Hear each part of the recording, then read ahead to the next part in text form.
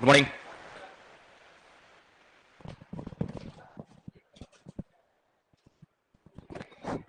चलिए, कोई डाउट है?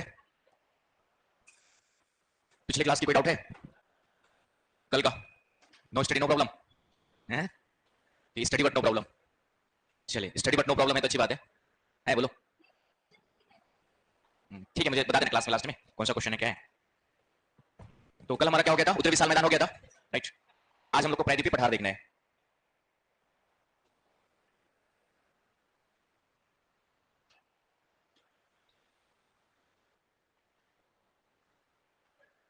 पेनिनसुलर प्लेटो।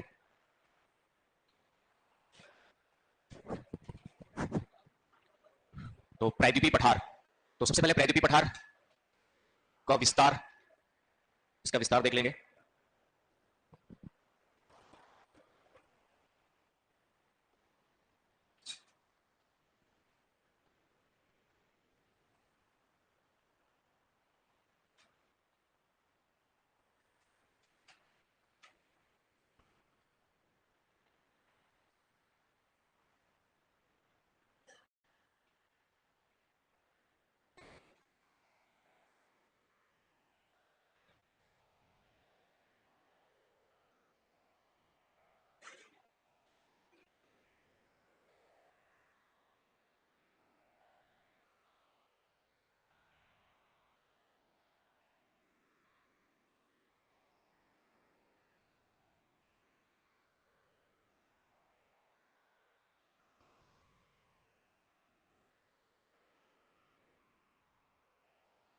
चलिए, तो ये डायग्राम बना लो पहले, तो विस्तार में लिखेंगे।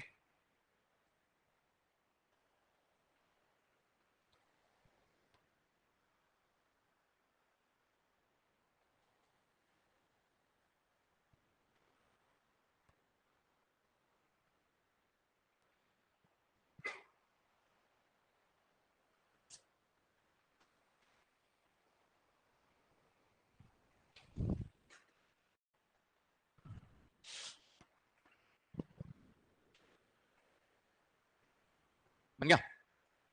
मतलब प्रायद्वीपीय पठार में जो है, इसकी उत्तरी सीमा ये अरावली, विंध्याचल, विंध्या या विंध्याचल इसी को कहते हैं। इसकी उत्तरी सीमा जो बनाया जाता है वह अरावली, विंध्याचल के द्वारा, दक्षिण में कन्याकुमारी, पश्चिम में पश्चिमी घाट और पूर्व में पूर्वी घाट। तो इसके बीच का जो क्षेत्र है वह क्या कहलाता है? आपका प्रायद्वीपीय पठार कहलाता है। क्लियर? तो लिखिए पहला पॉइंट, उत्तर में अरावली एवं विंध्याचल, उत्तर में अरावली एवं विंध्याचल, दक्षिण में कन्याकुमारी, दक्षिण में कन्याकुमारी, पश्चिम में पश्चिमी घाट, पश्चिम में पश्चिमी घाट, तथा पूर्व में पूर्वी घाट, पूर्व में पूर्वी घाट के मध्य स्थित त्रिभुजाकार आकृति, के मध्य स्थित त्रिभुजाकार आकृति को प्रायद्वीपीय पठार कहते हैं, आगे बात समझ में कि उत्तर में इसकी सीमा कौन सा है? अरावली, विंध्याचल के द्वारा, दक्षिण में कन्याकुमारी तक, पश्चिम में पश्चिमी घाट और पूर्व में पूर्वी घाट। इसके बीच ये त्रिभुजाकार आकृति जो दिखाई दे रही है वही क्या कहलाता है? आपका प्रायद्वीपीय पठार कहलाता है। Clear point? इसका जो क्षेत्रफल है वह 15 लाख स्क्वायर किलोमीटर है, 15 लाख वर्ग किलोमीटर, 15 लाख वर्ग किलोमीटर क्षेत्रफल, इसका क्षेत्रफल 15 लाख वर्ग किलोमीटर। आप क्या जो औसतन ऊंचाई 500 से 1000 मीटर के बीच, 500 से 1000 मीटर के मध्य, औसतन ऊंचाई 500 से 1000 मीटर के बीच में ही है।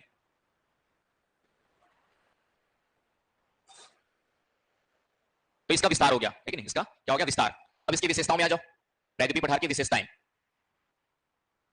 प्रायद्वीपीय पठार की विशेषताएं, तो विशेषताओं में लिखते हैं। तो विशेषताओं में पहला पॉइंट लिखिए, यह भारत का सबसे बड़ा भौतिक प्रदेश है, यह भारत का सबसे बड़ा भौतिक प्रदेश है, यह भारत का सबसे बड़ा भौतिक प्रदेश है। दूसरा पॉइंट, यह प्राचीनतम गोंडवाना लैंड का भाग है, यह प्राचीनतम गोंडवाना लैंड का भाग है। नेक्स्ट, यह विश्व के प्राचीनतम पठारों में से एक है, यह विश्व के प्राचीनतम पठारों में से एक है। नेक्स्ट पॉइंट,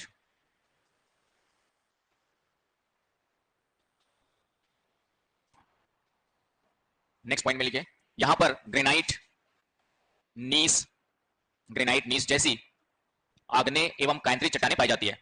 आग्नेय एवं कायांतरित चट्टानें या रूपांतरित, ग्रेनाइट नीस जैसी आग्नेय एवं कायांतरित चट्टानें पाई जाती है। नेक्स्ट, खनिज संसाधनों में धनी क्षेत्र है। खनिज संसाधनों में धनी क्षेत्र है। खनिज संसाधनों में धनी समृद्ध क्षेत्र है। नेक्स्ट, यह पठार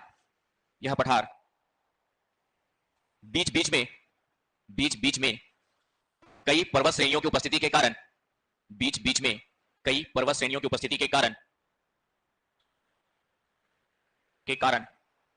कई पठारों में विभाजित हो गया है या विभाजित मिलता है। कई पठारों में विभाजित मिलता है। तो ये हो गई कुछ विशेषताएं आपकी, जो है आपका एक आध पॉइंट और लिख लीजिए इसमें। यह विवर्तनिकी की दृष्टि से शांत क्षेत्र माना जाता है। यह विवर्तनिकी की दृष्टि से शांत क्षेत्र माना जाता है। यह विवर्तनिकी की दृष्टि से शांत क्षेत्र माना जाता है। तो ये होगी इसकी विशेषताएं। प्रायद्वीपीय पठार की विशेषताएं लिखना, तो इतने पॉइंट्स दिमाग में डाल लेना और एग्जाम में एक दो तो भूल ही जाओगे, है ना, तो जितना याद आ जाए लिख लेना। तो ये हो गया प्रायद्वीपीय पठार की विशेषताएं। नेक्स्ट आते हैं प्रायद्वीपीय पठार के उच्चावच। प्रायद्वीपीय पठार के उच्चावच, कि प्रायद्वीपीय पठार में उच्चावचों को कैसे देखेंगे कि उच्चावच ये आपका जो है स्थलाकृतियां, प्रायद्वीपीय पठार के उच्चावच या स्थलाकृतियां। तो प्रायद्वीपीय पठार के उच्चावचों को हम लोग दो भागों में डिवाइड करते हैं, कुछ पर्वत है और प्रायद्वीपीय पठार में कुछ पठार है। तो पर्वतों का कुछ नाम लिख लीजिए, बहुत ज्यादा डिटेल में नहीं जाएंगे हम लोग। कौन कौन से पर्वत है आपके? अरावली आपका जो है, इसके अलावा विंध्यन, सतपुड़ा,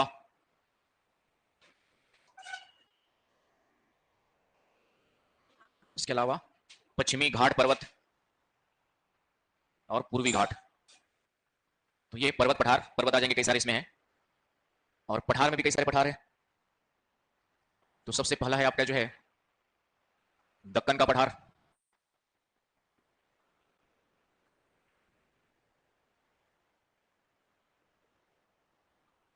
छोटा नागपुर का पठार, मालवा पठार, बुंदेलखंड पठार, बघेलखंड पठार,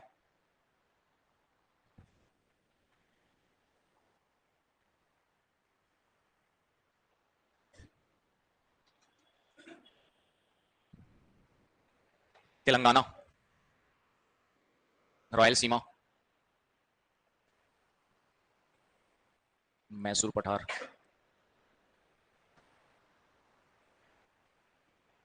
दंडकारण्य का पठार। ये कुछ पठारों के नाम है। दक्कन का पठार, छोटा नागपुर पठार, मालवा, बुंदेलखंड, बघेलखंड, कर्नाटक, तेलंगाना, रायलसीमा, मैसूर और दंडकारण्य।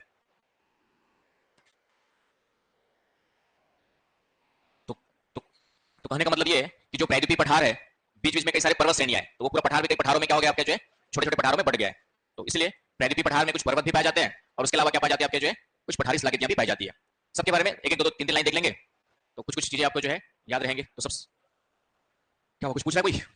क्लियर है? चलिए आगे। तो सबसे पहले आते हैं अरावली के बारे में। तो बताओ अरावली के बारे में क्या जानते हो?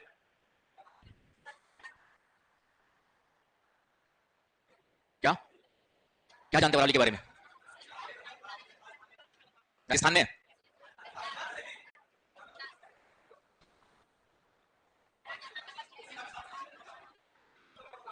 चलिए ठीक है समझ गए, मतलब है कि कुछ कुछ जानते हो, ठीक है।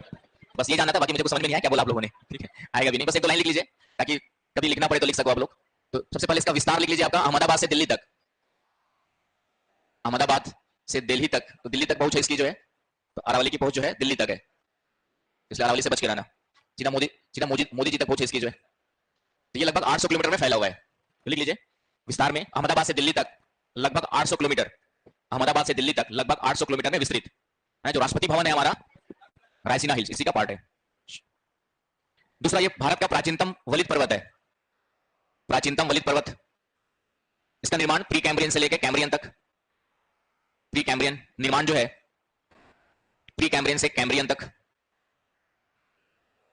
प्री कैम्ब्रियन से कैम्ब्रियन तक, from pre Cambrian to Cambrian, इसका जो निर्माण है प्री कैम्ब्रियन से कैम्ब्रियन तक चला था।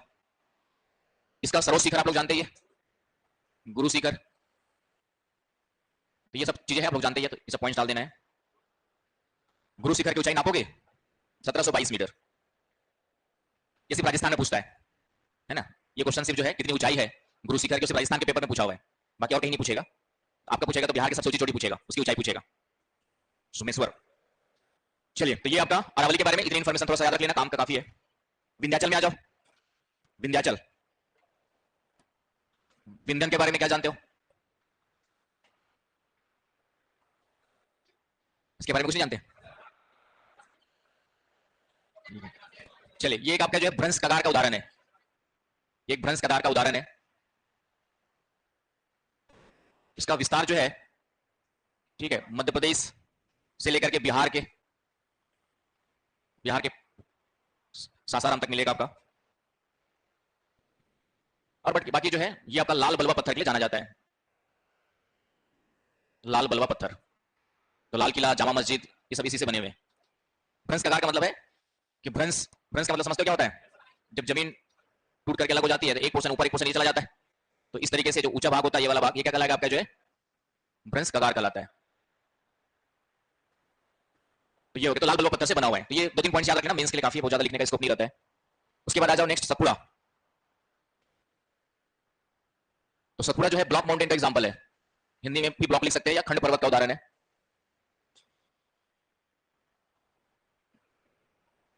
खंड पर्वत का उदाहरण है ब्लॉक माउंटेन। तो इसका जो विस्तार है वो आपका महाराष्ट्र गुजरात सीमा से लेकर के छत्तीसगढ़ तक है ना। विंध्याचल में एक पॉइंट डाल सकते हो, कैमूर वगैरह, उसी के नाम के आधार पर विंध्याचल जैसे हम लोग पढ़ रहे थे, तो विंध्याचल में कैमूर वगैरह जो है, कैमूर श्रेणी वगैरह इसी का पार्ट है, जो मध्य प्रदेश में कैमूर, विंध्याचल में कैमूर श्रेणी करके डाल देना, कैमूर श्रेणी फेमस है, विंध्याचल का पार्ट है। और सतपुड़ा में आएंगे, अभी सतपुड़ा देख रहे थे हम लोग। तो सतपुड़ा का विस्तार महाराष्ट्र गुजरात सीमा से लेकर के छत्तीसगढ़ तक, और इसी के यहाँ पे जो है अलग अलग नाम है सतपुड़ा के, जैसे ग्वालीगढ़, ग्वालीगढ़ श्रेणी नाम सुना है? ग्वालीगढ़, यहां पर है महादेव, और फिर है आपका जो है मैकाल, मैकाले श्रेणी। तो ये सतपुड़ा का ही विस्तार है, ग्वालीगढ़, महादेव और मैकाले श्रेणी। ग्वालीगढ़, ग्वालीगढ़, महादेव और मैकाले श्रेणी। और सतपुड़ा की सबसे ऊंची चोटी धूपगढ़ जो है महादेव पर स्थित है। सबसे ऊंची चोटी कौन सी है? धूपगढ़, महादेव पर स्थित है।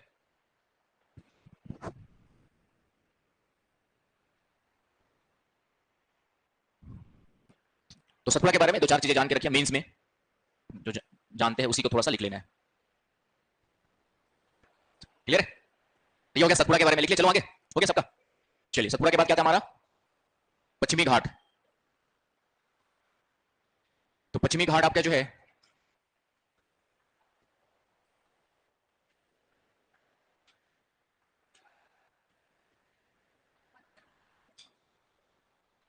तो पश्चिमी घाट यहां पर है सूरत, तो सूरत से लेकर कन्याकुमारी तक,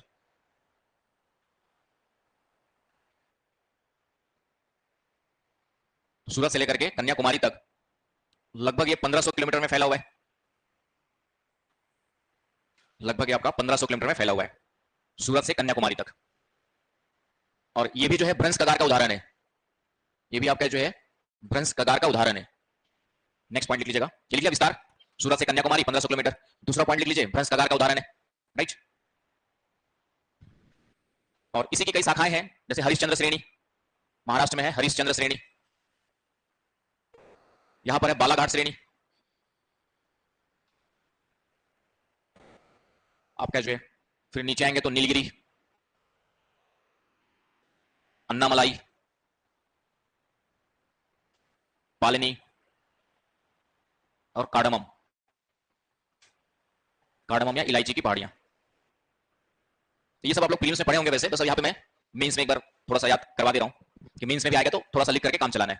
तो पश्चिमी घाट की ये शाखाएं हैं, पश्चिमी घाट ये हरिश्चंद्र बालाघाट महाराष्ट्र में है, नीलगिरी आपका जो है तीनों राज्य में पड़ेगा, केरल, कर्नाटक और तमिलनाडु। नीलगिरी आपका तीनों राज्य में है, केरल, कर्नाटक और तमिलनाडु। पालनी तमिलनाडु, अन्नामलाई आपका मुख्यतः केरल और तमिलनाडु, केरल और तमिलनाडु, और कार्डमम भी केरल और तमिलनाडु। तो ये पश्चिमी घाट के बारे में 2-4-5 लाइन लिखने लायक, मतलब मेंस के हिसाब से, बाकी प्रीलिम्स में तो और 2-4 फैक्ट्स बहुत सारे बताने पड़ते हैं। मेंस में लिखने का ज्यादा स्कोप नहीं होता, सब चीज लिखने की कोशिश करोगे तो 5 क्वेश्चन अटेम्प्ट नहीं होंगे आपके, तो कुछ कुछ मेन चीजें डाल देनी है, उससे आपका काम हो जाता है। तो समझ में आ गया पश्चिमी घाट?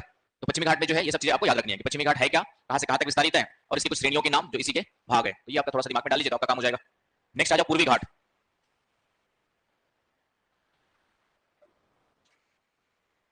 पूर्वी घाट,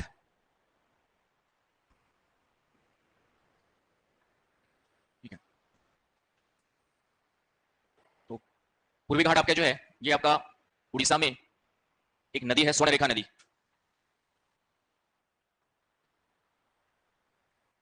स्वर्णरेखा नदी नाम सुना ही होगा। और दक्षिण में है कन्याकुमारी। तो यहां से लेकर के यहां तक लगभग आपका जो है ये 1300 किलोमीटर की लंबाई में ये फैला हुआ है, लगभग 1300 किलोमीटर की लंबाई में आपका इसका विस्तार है।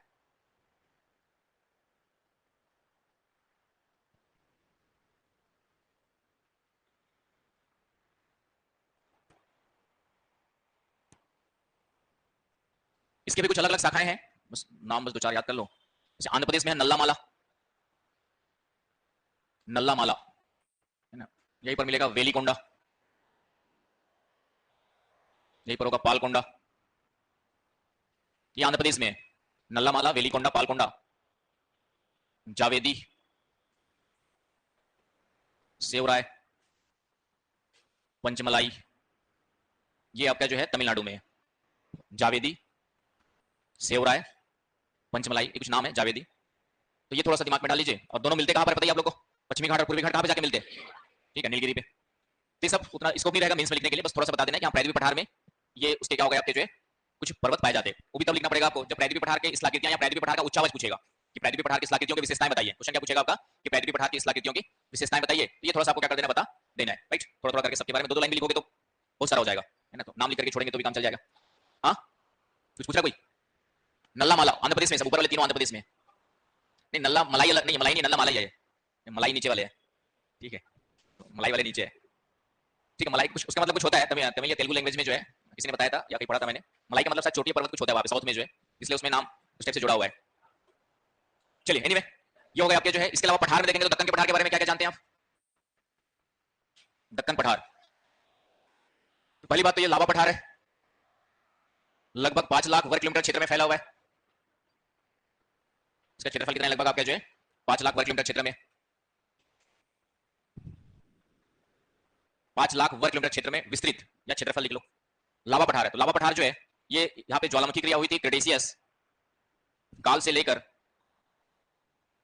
इयोसीन काल तक, इयोसीन काल तक दरारी ज्वालामुखी क्रिया से निर्मित है। दरारी ज्वालामुखी क्रिया,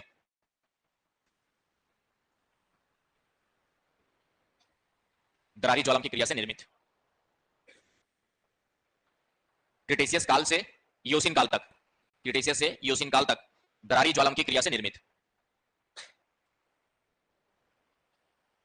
और ये मुख्य रूप से सर्वाधिक कहां पर है? महाराष्ट्र में विस्तृत है, और महाराष्ट्र के साथ आसपास जितने भी पड़ोसी राज्य, तो पड़ोसी राज्य में कौन कौन से आएंगे? तो मुख्य रूप से ये आपका लगभग इस तरीके से ये दक्कन का पठार। कोशिश कीजिएगा एक दो डायग्राम बना दोगे तो 2 नंबर बढ़ जाएंगे आपके, है ना। एग्जाम में जो है ज्योग्राफी के क्वेश्चंस में मैप छोटा सा मैप बना के डायग्राम बना दोगे तो 1-2 नंबर एक्स्ट्रा मिलेगा, कम नहीं मिलेगा, ठीक है ना।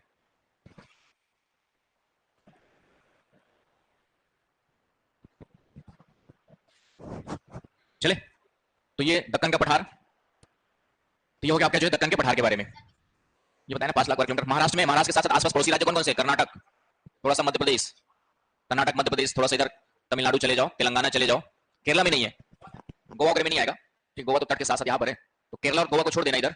गुजरात में भी थोड़ा बहुत इसका विस्तार मिलेगा, गुजरात में भी जो है, तो केरला और गोवा को छोड़ देना, बाकी आसपास के जितने भी राज्य उसमें आ जाएगा।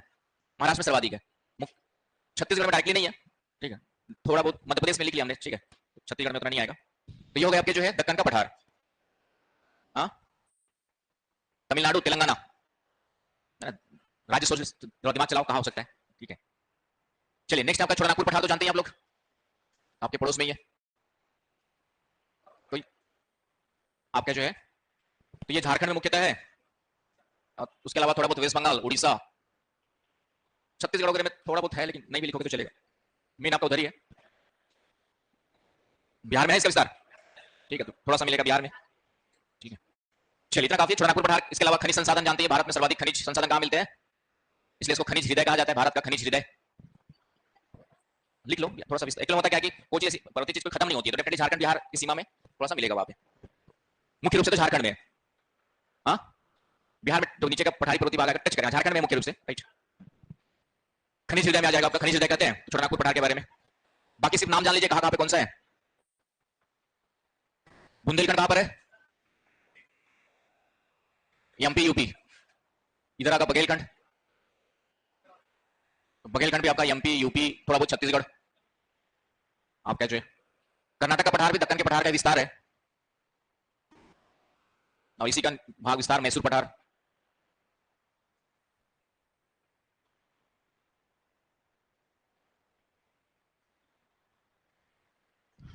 मालवा का पठार है मध्य प्रदेश, मध्य प्रदेश। इसके अलावा छत्तीसगढ़ में मुख्य रूप से है दंडकारण्य का पठार,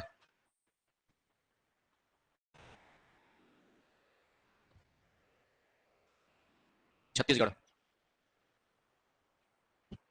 तो इस तरीके से जो है, यदि प्रायद्वीपीय पठार का उच्चावच पूछे तो इन सबका नाम बता के थोड़ा समय बना के छोड़ देना है, सबका डिटेल लिखेंगे तो फिर तो लंबा वर्ड है। बाकी फिल्म्स के लिए जानना जरूरी है कौन कौन से राज्य में क्या है, तो जानते हैं आप लोग। तो बस राज्य कहाँ पर है, थोड़ा सा विस्तार कहाँ पर है, एटलस देखते हुए देखते हो ना, तो ज्योग्राफी एटलस खोल के हमेशा देखते रहा करो। तो ये हो गया आपका जो है प्रायद्वीपीय पठार की स्थलाकृतियां, प्रायद्वीपीय पठार के उच्चावच, तो प्रायद्वीपीय पठार के बारे में इतना कम से कम। और फिर आते प्रायद्वीपीय पठार का महत्व, बन गया था सबका। चलो आगे, अब आते प्रायद्वीपीय पठार का महत्व। बघेलखंड थोड़ा सा छत्तीसगढ़ में आएगा, पूर्वी बघेलखंड का विस्तार हम लोग पढ़ते हैं उसमें। तो महत्व में क्या क्या लिखोगे, तो इसको भी दो तीन भागों में डिवाइड कर सकते हैं। जलवायविक महत्व, आर्थिक महत्व,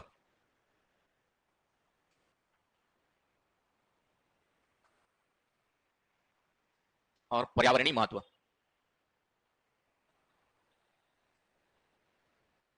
तो इसमें भी तीन भाग। तो जलवायविक महत्व में हमने देखा था कि प्रायद्वीपीय पठार के जो पर्वत है, जैसे पश्चिमी घाट नहीं होता तो पश्चिमी घाट नहीं होता तो पश्चिमी तट पे जो वर्षा होती है, यहाँ पे वर्षा नहीं होती है कि नहीं। ये विंध्याचल सतपुड़ा के कारण से मानसून किधर मुड़ जाता है आपका, ईस्ट की ओर मुड़ जाता है। अरावली के कारण से एक शाखा इधर चली जाती है, बताया था ना। तो इस तरीके से देखेंगे तो प्रायद्वीपीय पठार के जो पर्वत है वो पर्वतीय वर्षा के लिए जिम्मेदार होते हैं। तो पहला पॉइंट लिख लीजिएगा आपका जो है प्रायद्वीपीय पठार या प्रायद्वीपीय भारत, लिखिए प्रायद्वीपीय भारत। प्रायद्वीपीय भारत के अधिकांश भागों में, जलवायु महत्व में लिखिए, प्रायद्वीपीय पठार के अधिकांश भागों में, अधिकांश भागों में पर्वतीय वर्षा, पर्वतीय वर्षा के लिए जिम्मेदार या पर्वतीय वर्षा प्रदान करते हैं। समझ गए इसका मतलब, यदि ऐसे पर्वत नहीं होते तो जो बारिश होती है वो नहीं होती, इसलिए रिस्पॉन्सिबल हो गए। दूसरा पॉइंट, प्रायद्वीपीय पठार यहाँ पे घने वन मिलते हैं, तो घने वनों के कारण से आपका क्या होता है, तापमान और आर्द्रता है ना। प्रायद्वीपीय पठार में क्या मिलते हैं, घने वन। तो घने वनों के कारण से भारत का तापमान और आर्द्रता को क्या करते हैं, निर्धारित करते हैं। तो लिख लीजिए घने वनों के कारण या घने वनों के कारण भारत की जलवायु, भारत की जलवायु के तापमान एवं आर्द्रता का निर्धारण किया जाता है।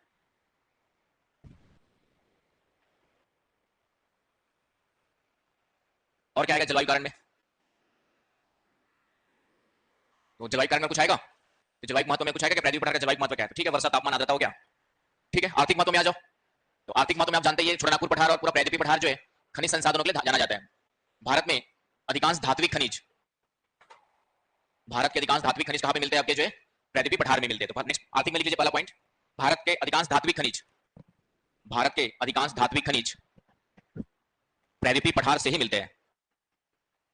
प्रायद्वीपीय पठार से ही मिलते हैं। इसके अलावा पश्चिमी घाट आपका जो है, हाँ तो मसाले के लिए है, बाकी पश्चिमी घाट से कई सारी नदियां निकलती है, तो जल संसाधन, जल विद्युत ना, जितनी भी गोदावरी, कृष्णा, कावेरी, ये सब नदियां कहां से निकलती है? पश्चिमी घाट से निकलती है। और इधर से भी आपका जो है नर्मदा, ताप्ती वगैरह निकल के आती है। तो जल संसाधन एवं जल विद्युत के लिए महत्वपूर्ण, लिख लीजिए, जल संसाधन एवं जल विद्युत, जल संसाधन एवं जल विद्युत के लिए महत्वपूर्ण। नेक्स्ट पर्यटक स्थल, आर्थिक महत्व में पर्यटक स्थल आ जाएंगे। तो पर्यटक स्थल में कौन कौन से नाम बताओ? ठीक है, नीलगिरी पर है ऊटी। ऊटी कहां पर है आपका? नीलगिरी पर है। इसका नाम क्या है? ऊटी का नाम है उदग मंडलम। ऊटी का नाम क्या है आपका जो है? इसका नाम है उदग मंडलम। ऊटी को कहते हैं उदग मंडलम, नाम है उदग मंडलम, ये ऊटी का नाम है। और कौन सा? हाँ, एक आता पर्यटक, हाँ, कोड़ाई कनाल, तमिलनाडु। ऊटी जो है आपका तमिलनाडु में। एक है कोड़ाई कनाल, ये पालनी हिल्स पर है, पालनी पर है तमिलनाडु में।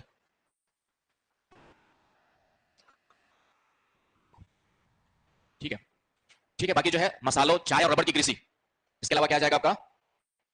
पश्चिमी घाट जो है, कॉफी भी आर्थिक महत्व में लिख लीजिए। मसाला, मसाले की कृषि, चाय, कॉफी और रबड़, केरला, कर्नाटक।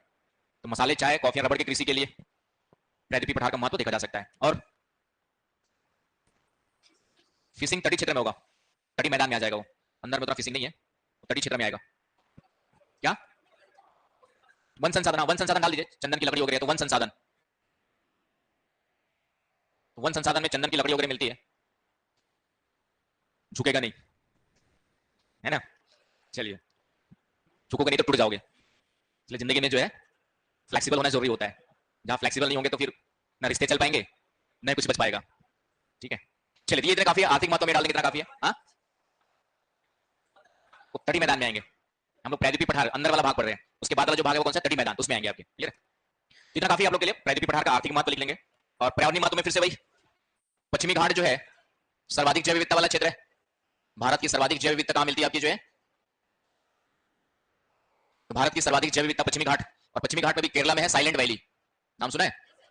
शांत घाटी, तो यहां पे सबसे ज्यादा मिलती है, तो पश्चिमी घाट का भाग है, तो जैव विविधता के लिए महत्वपूर्ण।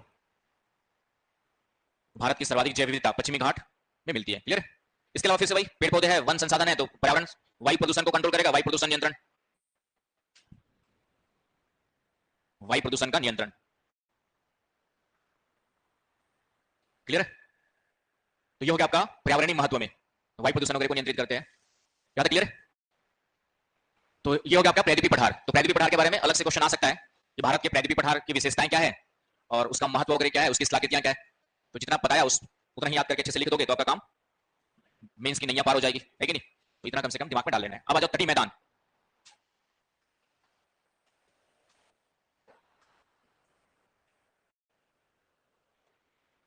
तटीय मैदान, कोस्टल प्लेन,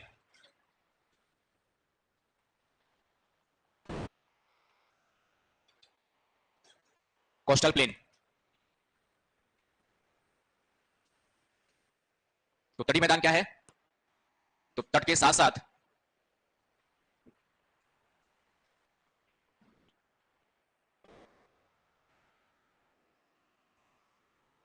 तो तट के साथ साथ जो है फिर से एक समतल क्षेत्र मिलता है। तो पूर्वी भाग में है तो पूर्वी तटीय मैदान कहते हैं, और पश्चिम में है तो उसको, तो लिख लीजिए पहला पॉइंट। ठीक है, पश्चिमी घाट, पश्चिमी घाट एवं समुद्र के मध्य, पश्चिमी घाट एवं समुद्र के मध्य, तट के साथ साथ,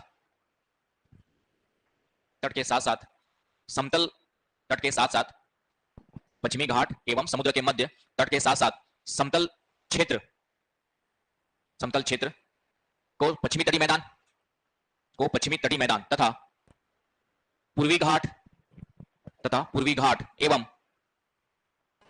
समुद्र के मध्य स्थित,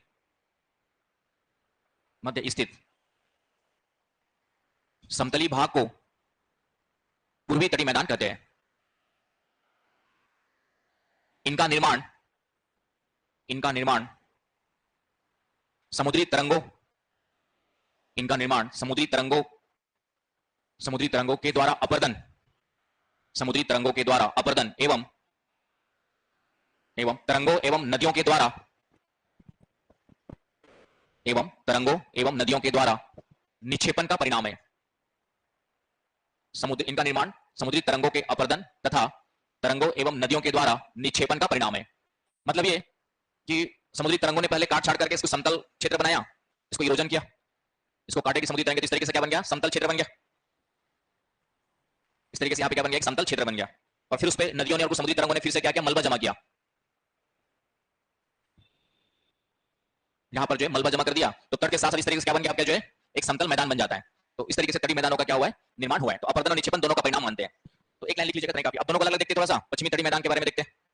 तो पश्चिमी तटीय मैदान का विस्तार कहां से कहां तक है, ठीक है, तो गुजरात तट या कच्छ से लेकर के, कच्छ तट से लेकर कन्याकुमारी तक, कच्छ तट से लेकर कन्याकुमारी तक लगभग 1500 किलोमीटर में, लगभग 1500 किलोमीटर में विस्तृत है।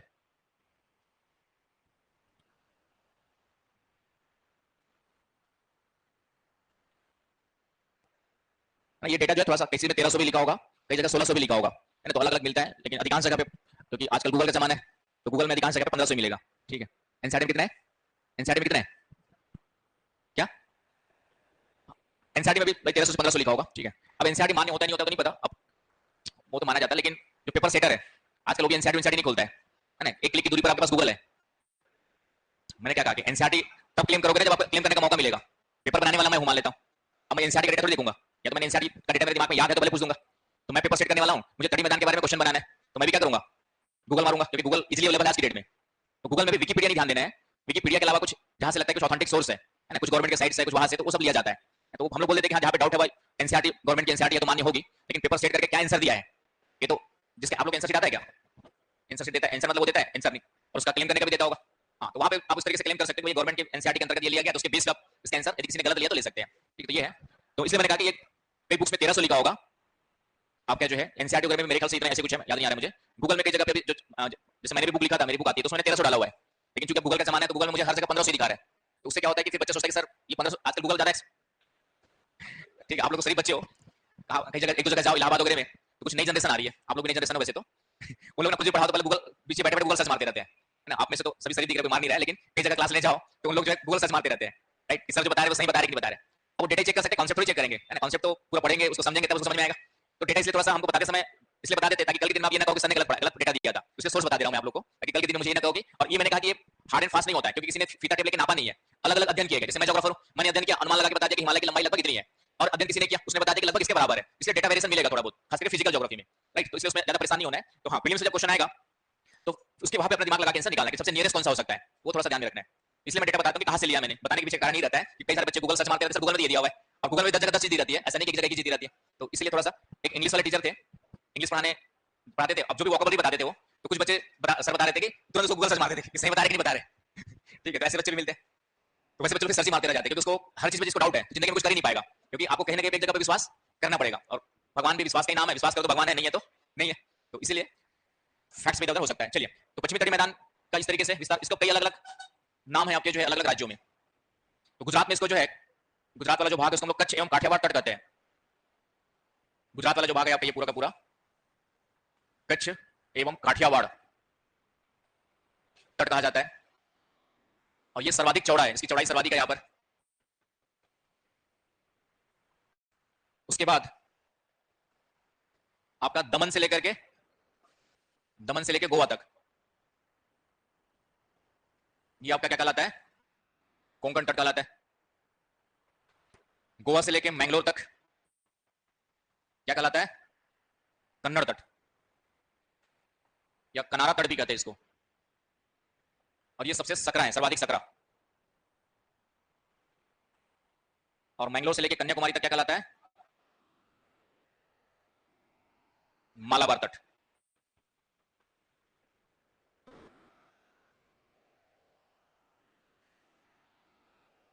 तो ये थोड़ा सा याद रख लेना है, वैसे तो याद होगा ही आप लोग को यदि पहले प्रीलिम्स वाली क्लास कर चुके हो तो गुजरात वाला तट क्या कहलाता है, कच्छिया काठियावाड़ तट।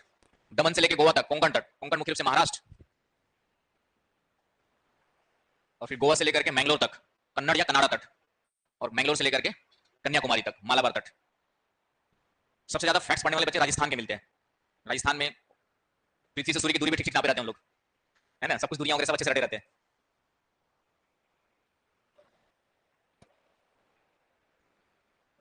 तो ये हो गया आपके मालाबार तट केरला में। ये आपका गोवा से मैंगलोर तक है कन्नड़ या कनाडा तट, कन्नड़ या कनाडा तट। सर्वाधिक सकरा है। तो ये हो गया पश्चिमी तट के बारे में, थोड़ा सा इतनी इंफॉर्मेशन दिमाग में डाल लेना। अब आते पूर्वी तट।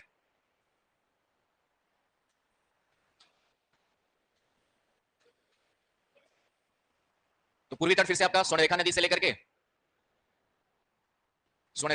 कन्याकुमारी तक, मतलब उड़ीसा से लेकर, तो लगभग ये भी आपका 1500 किलोमीटर की लंबाई में, ये भी आपका लगभग 1500 किलोमीटर की लंबाई में मिलता है।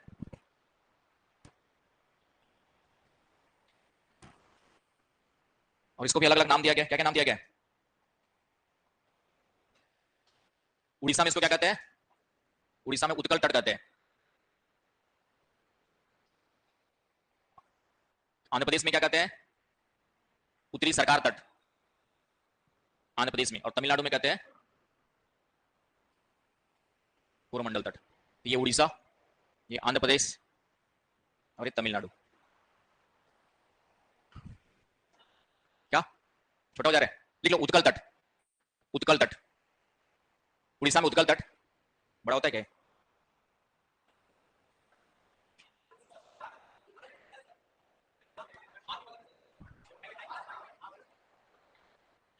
चले लिख लीजिए, छोड़िए। दिख रहा है अब?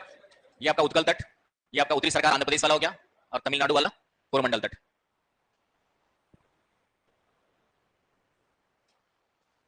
हो गया, लिखिए। चलिए, तो तटी मैदान के बारे में इतना याद रखना है। अब आ जाओ आपका तटी मैदानों का महत्व, जो हमारे लिए काम करेगा। कौन सा आपका तटी मैदानों का महत्व? तो इसमें मछली सब पकड़ लेना, ठीक है। तो पहली बात तो अंतरराष्ट्रीय बंदरगाह, इसका महत्व यह है कि हमारे जितने भी लगभग भारत के 13 मुख्य बंदरगाह है यहां पर, और 200 से अधिक छोटे बंदरगाह मिलते हैं, पोर्ट्स। और अंतरराष्ट्रीय व्यापार के लिए महत्वपूर्ण हो गए आपके, जो है कि नहीं।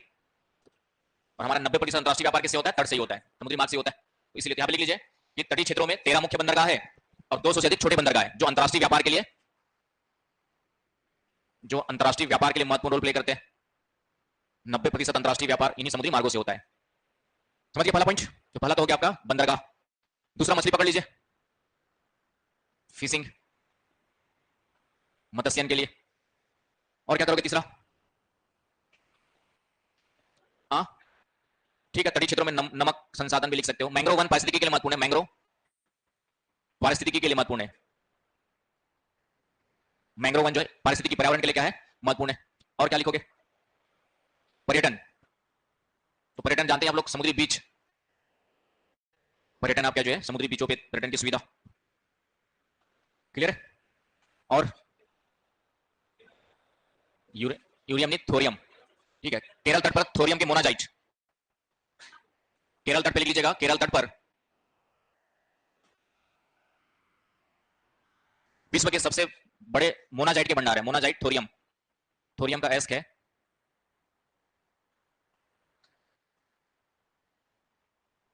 तो थोरियम के भंडार केरल तट पर। इसके अलावा समुद्री जीव में मछली पकड़ ली, और सांप बिच्छू तो साउथ ईस्ट वाले खाते हैं। थाईलैंड चले जाओ, वियतनाम चले जाओ, चाइना चले जाओ, तो मछली के अलावा सांप वाप, सबका जूस और टेकड़ा वेकड़ा, क्या पता नहीं क्या क्या खाते रहते हैं लोग। उनकी थाली देख करके आप हैं, उनकी थाली देख करके क्या होगा? ठीक है, उल्टी आ जाएगी वहीं पर। चलिए, इसके अलावा क्या आएगा? जैव विविधता। हाँ, मैंग्रोव वन के साथ इसमें डाल देना। मैंग्रोव वन जैव विविधता के लिए महत्वपूर्ण है, पारिस्थितिकी के लिए महत्वपूर्ण है। इसके अलावा ज्वारी ऊर्जा, ज्वारी ऊर्जा एक होता है, ओटेक ऊर्जा, ज्वारी ऊर्जा, ओटेक ऊर्जा। तो हाँ, तटीय क्षेत्र पवन ऊर्जा के लिए भी ठीक होते हैं वैसे तो।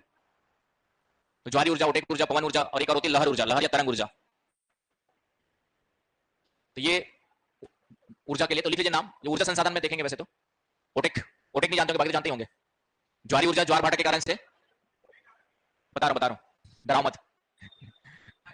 हाँ हाँ, नारियल डाल दीजिएगा, नारियल की खेती होती है नारियल के लिए, ठीक है। और इसके अलावा पेट्रोलियम भी मिलता है तटीय क्षेत्रों में। क्या मिलता है आपका? पेट्रोलियम और गैस, जैसे Kaveri basin, Godavari basin, Krishna basin, इन सब में आ जाएगा। तो पेट्रोलियम भी लिख लीजिए। तटीय क्षेत्रों में पेट्रोलियम, पेट्रोलियम जैसे कावेरी बेसिन, गोदावरी बेसिन, इन सब में पेट्रोलियम भी मिलता है। कावेरी बेसिन, गोदावरी बेसिन, इन सब में क्या मिलता है आपका? पेट्रोलियम भी मिलता है। क्लियर? कावेरी बेसिन, गोदावरी, कृष्णा, इन सब बेसिन में मिलता है। ओटेक क्या होता है? ये होता है ओटेक, ठीक है। और इसका फुल फॉर्म है ओशियन थर्मल एनर्जी कन्वर्सन।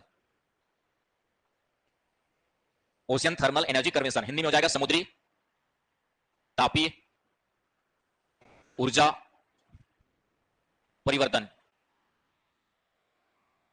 परिवर्तन या परिमार्जन कर सकते हो, ज्यादा बेटर है परिमार्जन।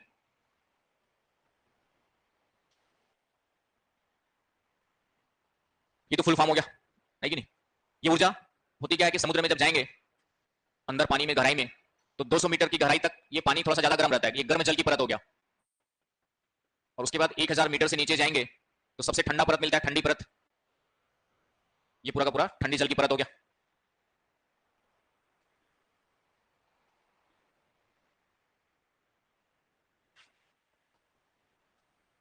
तो बच गया दोनों के बीच का। तो दोनों के बीच में क्या होता है कि टेम्परेचर तेजी से घटता है।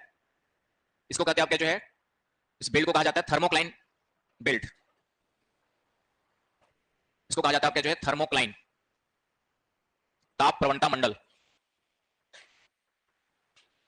ये जो 200 से 1000 मीटर के बीच वाला जो क्षेत्र है वह गर्म और ठंडे के बीच का क्या हो गया?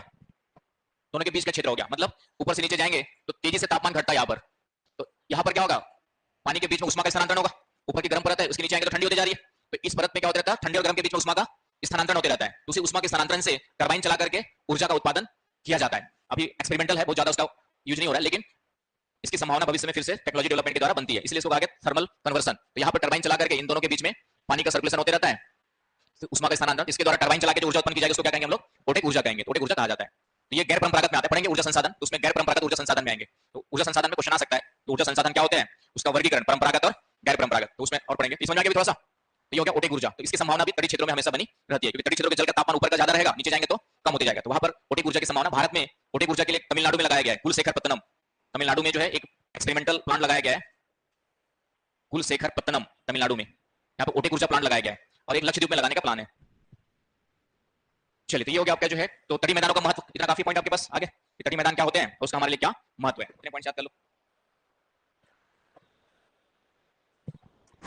अब आ जाते हैं द्वीपीय क्षेत्र। लास्ट हमारे पास जाता है द्वीप।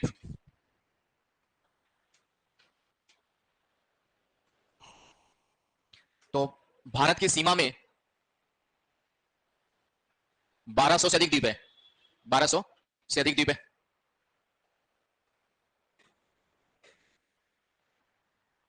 लेकिन इनमें से 247 द्वीपों पर ही जो है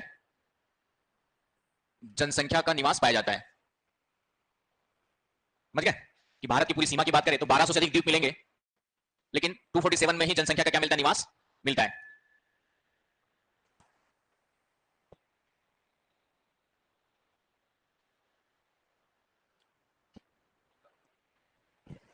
चलिए, हो गया। अब इस 247 द्वीप में बंगाल की खाड़ी में कितने हैं? कितने हैं? 204। और अरब सागर में कितने हैं? 43। तो बंगाल की खाड़ी में 204 है। इसमें सबसे महत्वपूर्ण कौन सा है आपका? अंडमान निकोबार। और अरब सागर में सबसे महत्वपूर्ण है हमारे लिए लक्षद्वीप।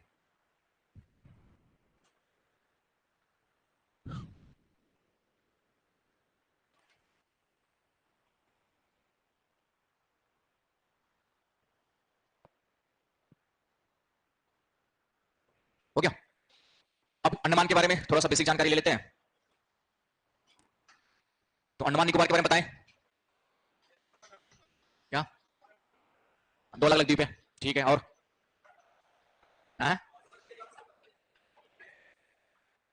चलिए, पंखा और इसकी आवाज में तुम लोग की आवाज मेरे तक नहीं आएगी नहीं, जैसे आम जनता की आवाज ऊपर तक नहीं पहुंचती ना, ठीक है। तो उसी प्रकार अभी तुम लोग आम जनता हो, ऊपर तक नहीं पहुंच रही आवाज।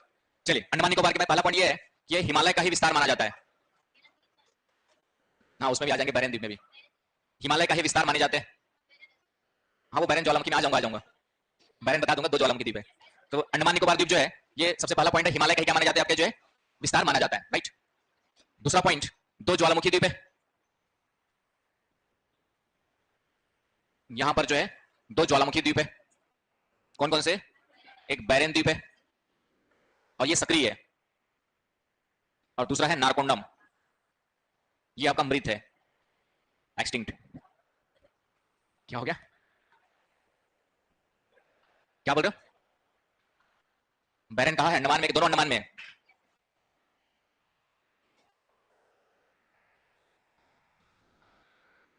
क्या चीज?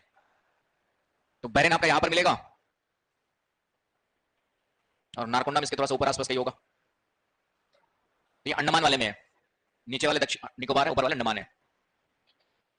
बहुत सारे द्वीप है, 512 द्वीप है। उसमें चार का नाम, तीन का नाम चेंज हुआ है ना। रॉस, रॉस का बॉस हो गया है, ठीक है, और नील महोदय शहीद हो गए। रॉस आइलैंड था, उसका नाम हो गया सुभाष चंद्र बोस। नील आइलैंड था, उसका शहीद हो गया है। और एक और थे कौन? स्वराज, किसका हो गया? हाँ, व्हीलर नहीं, व्हीलर नहीं, व्हीलर एपीजे अब्दुल कलाम है, वो तो उड़ीसा वाला है, ठीक है। एक और है ना आपका, तीन का नाम चेंज किया मोदी जी। स्वराज का कौन सा था? हाँ नहीं, रॉस का बॉस हुआ है, वो मैं इस तरीके से याद कर रखा है मैंने। रॉस बॉस हो गए, नील महोदय शहीद हो गए, और एक स्वराज को प्राप्त हुए, इसका नाम क्या? कौन सा स्वराज, कौन सा हुआ? स्वराज आइलैंड, ठीक है। क्या तो नाम है उसका, आ जाएगा याद, एटलस में देख लो। चलिए, एनीवे वो तो मींस में भी दो तीन पॉइंट याद रखना है। हिमालय का विस्तार माना जाता है, दो ज्वालामुखी द्वीप है, और इसके अलावा कुछ कोरल आइलैंड्स भी यहाँ पर। क्या नाम है? हाँ हाँ हाँ, हैवलॉक, हैवलॉक, हैवलॉक है, हैवलॉक। चलिए उसे प्रीलिम्स में देख लेना, कोई जरूरत नहीं, अभी यहाँ पे देख लेते हैं, दो तीन पॉइंट मींस में लिखने लायक। इसके अलावा यहाँ पे कुछ कोरल आइलैंड भी है, अंडमान में कुछ कोरल द्वीप भी है। इसकी सबसे ऊंची चोटी कौन सी अंडमान की? कौन सी? ठीक है, सबसे सैडल पीक। ये कुछ पॉइंट्स है जो अभी मेंस के लिए इतना लिख के काम चला लेंगे आप लोग। बाकी बाकी आप लोग फिल्म्स में तो बहुत सारे फैक्ट्स पढ़े होंगे, ज्यादा लिखना हो तो उनको भी डाल देना, है ना। कौन सा अभ्यारण्य है, कौन सा, सब कुछ डाल देना, फिर ज्यादा लिखना हो तो टाइम बचे तो। ये हो गया आपका अंडमान निकोबार। लक्षद्वीप के बारे में आते हैं। लक्षद्वीप, तो लक्षद्वीप क्या है? कोरल आइलैंड्स है। लक्षद्वीप क्या आपके जो है, तो लक्षद्वीप आपके कोरल द्वीप में डाल दीजिए। ये कोरल द्वीप का एग्जांपल्स है।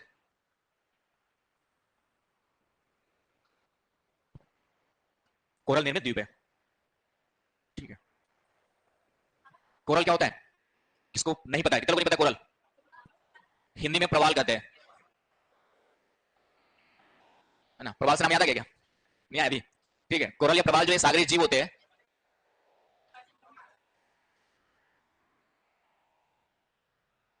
और ये जो है एक जुएनथिलेली, जूजेन, हाँ अजीब सा नाम है, जूजेन, जूज, ठीक है। क्या स्पेलिंग क्या है? इस टाइप से कुछ नाम है, जूजेंथेलेली करके याद कर लीजिएगा, काफी है। तो जू है ना, बायोलॉजी के नेम है, तो इसको जूजेंथेलेली इतना भी लिख लोगे तो समझ जाएगा सामने वाला क्या कुछ है। ये जूजेंथेलेली सैवाल के साथ सहजीविता में रहता है। सहजीविता का मतलब दोनों साथ साथ, सिम्बायोसिस, है ना, दोनों साथ साथ जीवन यापन करते हैं। तो ये भोजन बनाता है, और कोरल जो है इसको रहने के लिए क्या देता है? घर देता है, आश्रय देता है। तो ये भोजन बनाने का काम शैवाल करता है, और इसको शैवाल को आश्रय कौन देता है आपके जो है, इसको शेल्टर कौन देता है? आपका प्रवाल देता है। इसलिए दोनों क्या करके साथ साथ आपका जो है जीवन यापन करते हैं, तो सहजीविता में। तो कोरल का जो मुख्य फीड है वो कैल्शियम कार्बोनेट है। इसका जो मुख्य भोजन है वो क्या आपका जो है, इसका जो मुख्य भोजन है कैल्शियम कार्बोनेट, चूना। तो जब ये मरते हैं, तो जब ये मरते तो एक ही जगह पे चूना क्या होता रहेगा, जमा होते रहता है, उस पर नए कोरल्स बनते हैं, फिर डिपॉजिट होते हैं, और इस तरीके से डिपॉजिट होते होते बाहर आ जाएंगे, तो क्या बन जाते हैं आपके जो है आइलैंड्स बन जाते हैं। तो उसको प्रवाल द्वीप कहा जाता है। तो ये लक्षद्वीप वाले प्रवाल द्वीप के एग्जांपल्स है। हाँ, क्या और भी बहुत सारे, इसमें 36 है, तो बाकी इधर उधर मुंबई के पास हेनरे कैनरे बहुत सारे द्वीप है। अरब सागर पूरा लिखा ना हमने, 36 तुम्हारे इसमें हो गए लक्षद्वीप में, बाकी इधर उधर मिलेंगे। हाँ, क्या टोटल मैंने तो 47 बता दिया ना, अब उसमें 36 का मुझे आइडिया नहीं है, 247 में करते टोटल, 43 आपके यहाँ पे मिलेंगे, और उसमें जो है आपका। चलिए, तो यहाँ पर लक्षद्वीप के बारे में और क्या जानेंगे। लक्षद्वीप का सबसे बड़ा द्वीप कौन सा है? सबसे बड़ा द्वीप कौन सा लक्षद्वीप का? मिनी को है, तो मिनी का सबसे बड़ा है बस। अब बाकी इसमें दो तीन और नाम है, बित्रा, बित्रा आइलैंड, बित्रा आइलैंड, कुछ एक दो नाम याद रख लेना, कैडमट आइलैंड, कैडमट, बित्रा द्वीप, कैडमट द्वीप, ये कुछ आपके जो है, ये सब कुछ द्वीपों के नाम है जो लक्षद्वीप में मिलते हैं। तो मेंस के लिए थोड़ा सा लिखने के लिए कुछ इंफॉर्मेशन याद कर लीजिएगा, राइट। तो ये हो गया आपका द्वीप समूह के बारे में लिखना हो तो इतना द्वीप समूह के बारे में याद कर सकते हैं। कैडमैट द्वीप का नाम है, एटलस देखेंगे लक्षद्वीप का मैप तो दो चार आइलैंड्स वहां पे मिल जाएंगे, बहुत सारे हैं 36। अब इसके अलावा द्वीप क्षेत्रों की समस्याएं क्या आएगा? द्वीप क्षेत्रों की समस्याएं एक तो ये होता है कि मुख्य भूमि से कनेक्टिविटी की समस्या होती है, मुख्य भूमि से कनेक्टिविटी की समस्या। तो लिखते जाइए 2 पॉइंट्स जो है, अब कभी आ जाए द्वीप समूह की समस्याएं लिखिए, द्वीपों में समस्या जो होती है। पहला पॉइंट लिखिए कनेक्टिविटी की समस्या, दूसरा पीने के पानी की समस्या,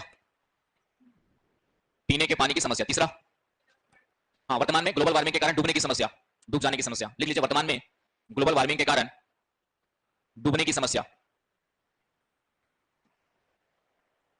है ना। पहला मैंने बताया मुख्य भूमि से कनेक्टिविटी की समस्या, दूसरा पीने के पानी की समस्या, तीसरा ग्लोबल वार्मिंग के कारण डूबने की समस्या, चौथा ग्लोबल वार्मिंग के कारण प्रवाल द्वीपों का विनाश, ग्लोबल वार्मिंग के कारण प्रवाल द्वीपों का विनाश, राइट, प्रवाल विरंजन कहते हैं। नेक्स्ट कृषि योग्य भूमि की कमी, नेक्स्ट पॉइंट लिखिए कृषि योग्य भूमि की कमी, प्रवालों का विनाश, प्रवाल द्वीपों का, ग्लोबल वार्मिंग के कारण प्रवाल द्वीपों का विनाश, विनाश खत्म होना। नेक्स्ट राम सेतु, वहां पे कोरल एक आध दो आइलैंड्स है, बहुत ज्यादा नहीं वहां पे, लेकिन राम सेतु जो है वो तो आपका एक आपका क्या बोलते हैं धार्मिक आधार पे जो भी पत्थर पत्थर जो मिलते हैं उससे बना हुआ है। अब क्या गलत है क्या सही है, किस आधार पे, धर्म के आधार पे जानना चाह रहे हो कि आर्थिक आधार पे जानना चाह रहे हो? हाँ देखो धार्मिक आधार पे है तो आस्था का विषय है, तो आस्था का कोई लॉजिक नहीं होता है, तो आस्था के नाम पे तो फिर लोगों की आस्था को ध्यान में रखते हुए नहीं बनाना चाहिए। लेकिन आर्थिक आधार पे हमारे लिए फायदेमंद है, क्योंकि हमें श्रीलंका का पूरा चक्कर लगा के जाना पड़ता है, जब वहां से जाएंगे तो हमारी दूरी क्या हो जाएगी, आपका पश्चिम में पूरी तट के बीच की दूरी क्या हो जाएगी, आपका जो है कम हो जाएगी, तो आर्थिक आधार पर फायदेमंद है, राइट। बाकी वही है कि लोगों की भावनाओं के साथ उनको ध्यान में रखना भी जरूरी है, तो आस्था के कारण से। अब ये सब पॉलिटिकल मुद्दे होते हैं। ये जो परियोजना स्टार्ट की थी अटल बिहारी वाजपेयी के समय स्टार्ट हुई थी, यूपीए गवर्नमेंट ने आगे बढ़ाना चाहा, उसी बीजेपी गवर्नमेंट स्टार्ट किया, उसी बीजेपी गवर्नमेंट क्या कर दिया, विरोध करना स्टार्ट कर दिया, समझ गए ना। तो ये पॉलिटिकल मुद्दा होता है, तो वो उनको उससे मतलब नहीं होता कि किससे क्या फायदा, उसी अपना वोट बैंक देखते हैं। मैंने कहा ना कि परियोजना को जो है अटल बिहारी वाजपेयी के समय प्रारंभ किया गया था उसी गवर्नमेंट ने, और जब यूपी ने उसको आगे बढ़ाने की कोशिश की तो बीजेपी ने क्या किया, उसको विरोध करना स्टार्ट किया। ये सब समझ गए ना, आम जनता को बुद्धू बनाने वाले बातें हैं। एनीवे इसके अलावा कृषि योग्य भूमि की कमी लिख लिया, कृषि योग्य भूमि की कमी, और आपदा, प्राकृतिक आपदाओं से, प्राकृतिक आपदाओं जैसे चक्रवात भूकंप, प्राकृतिक आपदाओं जैसे चक्रवात भूकंप से प्रभावित क्षेत्र। नेक्स्ट जनजातियों के शोषण की समस्याएं, जनजातियों के शोषण एवं विलुप्त होने का खतरा, जनजातियों का शोषण एवं विलुप्त होने का खतरा। अंडमान निकोबार में जैसे ओंग्स है, ओंग्स, जारवा, सेंटेलीज, आपका जो ओंग्स, जारवा, सेंटेलीज और एक है सैम्पेन, ये चार जनजातियां जो है अंडमान निकोबार में समाप्त होने के कगार पर है। ओंग्स, जारवा, सेंटेलीज, सैम्पेन ये सभी जो समाप्त गिनी चुनी संख्या में बचे हुए हैं, तो जनजातीय संस्कृति, जनजातियों के समाप्त होने की समस्याएं, विलुप्त होने की खतरा, राइट। तो ये एक पॉइंट हो गया। और क्या हो सकता है समस्याओं में, क्या हाँ मानव, वही मानव विकास, मानव विकास की समस्याएं, सामाजिक समस्याएं सब डाल दो, गरीबी, अशिक्षा, गरीबी, अशिक्षा, आर्थिक विकास की कमी, है ना। अभी वर्तमान भारत को देखे और अंडमान को जाके देखे तो दोनों के विकास बनता दिखेगा नहीं दिखेगा, तो वही डाल दीजिए आपका सामाजिक आर्थिक विकास में अभी भी क्या है, पिछड़ापन है, सामाजिक आर्थिक विकास की कमी, ये सब पॉइंट्स आ जाएंगे। तो काफी बार समस्या कभी पूछे, है ना, मैंने कहा मींस में क्वेश्चन कभी अप्लाइड आता है तो वहां पे आप दिमाग नहीं चला पाओगे, ये तो लिख लोगे अंडमान कहां मिलता है, लक्षद्वीप कहां मिलता है, समस्याओं को किसी बुक्स में नहीं मिलेगा, लेकिन अब मैंने आपको बता दिया तो आराम से भी 100-200 वर्ड लिखना तो लिख लोगे। समाधान पूछेगा इसका उल्टा लिख दो, इन समस्याओं का समाधान पूछेगा तो क्या लिखोगे, समाधान जो है जितने पॉइंट्स बताए उसका उल्टा। तो कनेक्टिविटी बढ़ाने के लिए क्या करोगे, फ्लाइट की टिकट कम कर दोगे, जहाज की टिकट कम कर दोगे, जहाज की संख्या बढ़ा दोगे, हाँ मतलब भाई तो उसी उल्टा लिख दीजिए कनेक्टिविटी के लिए, एयरपोर्ट मतलब एयरप्लेन्स, प्लेन एवं जहाजों, सड़क तो बना नहीं सकते है कि नहीं, तो इनकी संख्या में क्या करनी पड़ेगी, आपका जो है वृद्धि करनी पड़ेगी, प्लेन जहाज इनकी संख्या वृद्धि करेंगे और उससे क्या होगा, पर्यटन आदि को बढ़ावा दे सकते हैं, पर्यटन आदि को क्या कर सकते हैं, आपके जो है बढ़ावा दे सकते हैं। तो कनेक्टिविटी की प्रॉब्लम सॉल्व कर लीजिए। पीने के पानी के लिए क्या करोगे, ठीक है, तो वर्तमान में हाँ तो टेक्नोलॉजी तो आ गई है, समुद्र के पानी को प्यूरिफाई कर सकते हैं, लेकिन महंगी है ना, एक बोतल कीमत 100 रुपए मिलेगी तो पी पाओगे क्या, तो भाई मिडिल ईस्ट चले जाओ दुबई वगैरह, तो पेट्रोल 10 रुपए बोतल मिलेगा और 100 रुपए बोतल पानी मिलेगा वहां पर, ठीक है। तो ठीक है इसको डाल दीजिए, वर्षा जल संग्रहण वगैरह डाल देना, वर्षा जल संग्रहण, वर्षा जल संग्रहण, उन्नत वर्षा जल संग्रहण, रेन वाटर हार्वेस्टिंग, नाम सुना होगा ना भाई।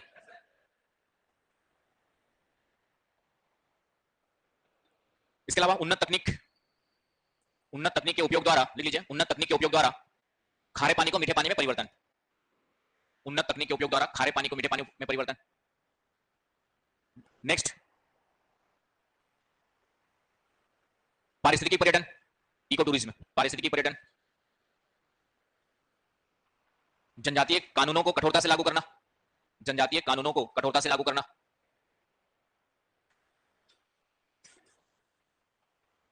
आपदा प्रबंधन,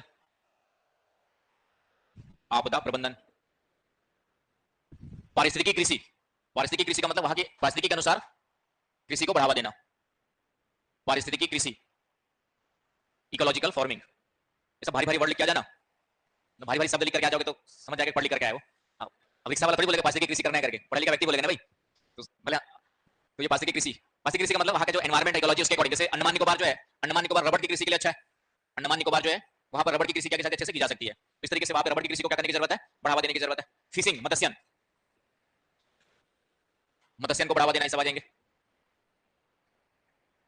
तो इस तरीके से मेरे ख्याल से सफिशिएंट द्वीप क्षेत्र के बारे में, द्वीप क्षेत्र की समस्याएं क्या है उसका समाधान पूछेगा, इन पॉइंट्स को आप क्या कर सकते हो, डाल सकते हो। द्वीप क्षेत्रों का महत्व क्या है लास्ट देख लेते हैं, फिर आपका द्वीप खत्म हो जाएगा। इनका महत्व क्या है, तो महत्व में क्या लिखोगे, पहला तो प्राचीन संस्कृति, प्राचीन संस्कृति की पहचान, उसको द्वीप समूह में जो है प्राचीन जनजातीय संस्कृति रहती है उसको बचाए रखना हमारी जिम्मेदारी है। तो प्राचीन संस्कृति की पहचान हो गया, उसके लिए महत्वपूर्ण है। दूसरा, जैव विविधता अधिक होती है, जैव विविधता क्या होती है आपकी जो है पर्याप्त होती है। और जनजातियों का निवास स्थान, हाँ उसी में डाल दो या फिर अलग से प्राचीन जनजातियों का निवास स्थान उसी के साथ जोड़ सकते हो, इन दोनों पॉइंट्स को एक साथ जोड़ सकते हो, राइट। और जेल, क्या चाहते हो, जेल ज्यादा बढ़ जाए, मतलब ज्यादा अपराध बढ़े, क्या, सैनिक सुरक्षा, ठीक है ठीक है, समुद्री समुद्री सीमा की सुरक्षा के लिए महत्वपूर्ण, समुद्री सीमा की सुरक्षा के लिए द्वीप क्या होते हैं, महत्वपूर्ण रोल प्ले करते हैं, राइट, समुद्री सीमा की सुरक्षा के लिए। और हाँ, समुद्री संसाधन, ठीक है,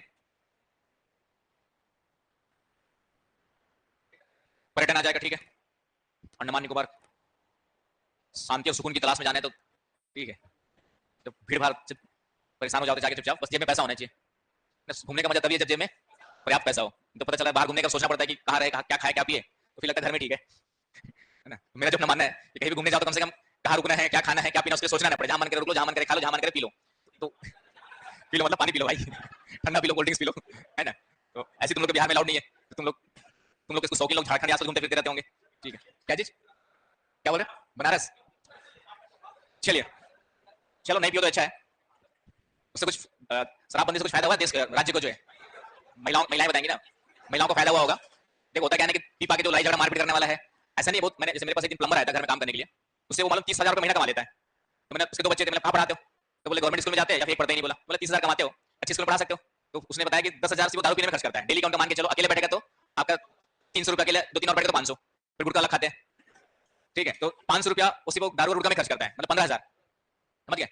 तो मैंने कहा कि मेरे दोनों बच्चे जो है अच्छी स्कूल में पढ़ते हैं, उनकी फीस मुझे 7,500-10,000 मैक्सिमम लगती है, महीने का खर्चा कितना लगता है मैक्सिमम 10,000। तो बोला कि भाई 15,000 तुम दारू पी उड़ाते हो, 10,000 अपने बच्चे पढ़ा लेते अच्छे से, भविष्य उनका बन जाता। लेकिन ये उनकी समझ नहीं है, क्योंकि वो बोले शाम होती है हमको तो बस तो आदत डाल रखा है उन्होंने। तो ऐसा नहीं कि रिक्शा ठेला सब अच्छा कमाते हैं, लेकिन इनके चक्कर में पड़ करके जो है आधे ज्यादा कमाई उसमें बर्बाद कर देते हैं। इस कारण से अभी गवर्नमेंट की कमी है, गवर्नमेंट को रेवेन्यू मिलता है, अदरवाइज मुझे संसार प्रधानमंत्री बने तो गुटखा दारू से पहले बंद करा दूं, भले रेवेन्यू मत आए कैसे, ठीक है। अब ये दारू के कारण से हमारा स्वास्थ्य संबंधी खर्चा भी तो बढ़ता है, तो सही बंद करा देना चाहिए। इस तरीके से कुछ लागू करना चाहिए कि भैया एक पर्टिकुलर, ठीक, महीने में 2 महीने में कुछ इस तरह से कार्ड दिखा के दिखाओ और शौक से पियो, आदत के रूप में ना पियो। गुजरात में तो बंदी है, लाइसेंस से मिलता है, मतलब सही बात है, बहुत सारे लोग बर्बाद होते हैं इससे, मतलब आधे से ज्यादा इंडिया बर्बाद है, ठीक है, गुटखा गुटखा तंबाकू और ये सब चीजों से बर्बाद है। जबकि इन्हीं को कंट्रोल कर लिया जाए तो बहुत सारी चीजें अपने आप सुधर जाएंगी ये चीजें। चलिए, मेरे बस की बात है, बनने के बाद भी नहीं कर पाऊंगा, क्योंकि सब बहुत सारे लोग का दबाव रहता है, वोट बैंक की राजनीति होती है। तुम लोग को बोल दिया जाए ना कि दारू बंद कर रहे, वोट देना बंद कर दोगे। अभी भी जैसे छत्तीसगढ़ में भी आपका जो वहाँ का कल्चर है जनजातियों का, यदि वहाँ बोल दिया जाए कि आने के बाद हम दारू बंद कर देंगे तो चुनाव जीतेगी नहीं सारी पार्टी हो ठीक है, नहीं बोलेंगे दारू बंद करने वाला है। चलिए, अब आते हम लोग जो नेक्स्ट टॉपिक में आते हैं, फिजिकल में आपका जो है ये कोई भी क्वेश्चन आएगा, इतना मैंने आपको बता दिया है कि आराम से अच्छे से आंसर लिख लोगे, क्लियर पॉइंट, अच्छे से क्या कर लेंगे आप, आंसर लिख लोगे, है तो भी चल तो रही है, बाद में जरूरत बता दूंगा मैं। नेक्स्ट आएंगे आपका जो प्राकृतिक वनस्पति, स्टार्ट करते हैं नेक्स्ट। अब इसमें भी अप्लाइड देखेंगे हम लोग, है ना, प्राकृतिक वनस्पति में भी मेंस में क्या क्वेश्चन बन सकता है। तो एक तो क्वेश्चन बनेगा प्राकृतिक वनस्पति और उसका वितरण बनेगा, डिस्ट्रीब्यूशन, तो ये थोड़ा सा देखेंगे उनकी कुछ विशेषताएं, और फिर वनों की समस्याएं, भारतीय वनों की समस्याएं क्या क्या है। तो भारत की वनस्पति को कितने भागों में डिवाइड करते हैं, वनस्पति और वन में क्या डिफरेंस है, वेजिटेशन एंड फॉरेस्ट, क्या अंतर है दोनों में।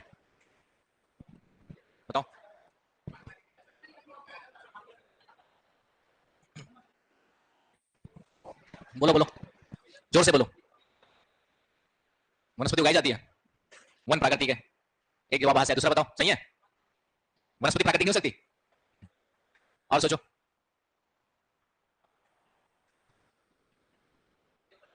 हाँ,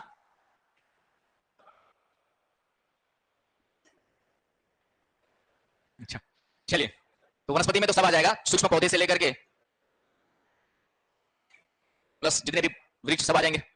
उनको हम लोग क्या कहते हैं, वनस्पति कहते हैं। वन तब कहते हैं एक पूरा का पूरा भौगोलिक क्षेत्र होता है जहां पर विभिन्न प्रकार की वनस्पतियां क्या होती है, मिलती है। तो वन जो है पूरा ज्योग्राफिकल, जहां पे कई सारे पेड़ होंगे तब उसको वन बोलेंगे ना भाई। जैसे यहाँ से निकल गए, एक तो पेड़ तो मिल जाएंगे रास्ते में, तो आप बोलते हो कि मैं घने जंगल से गुजर रहा हूँ, है?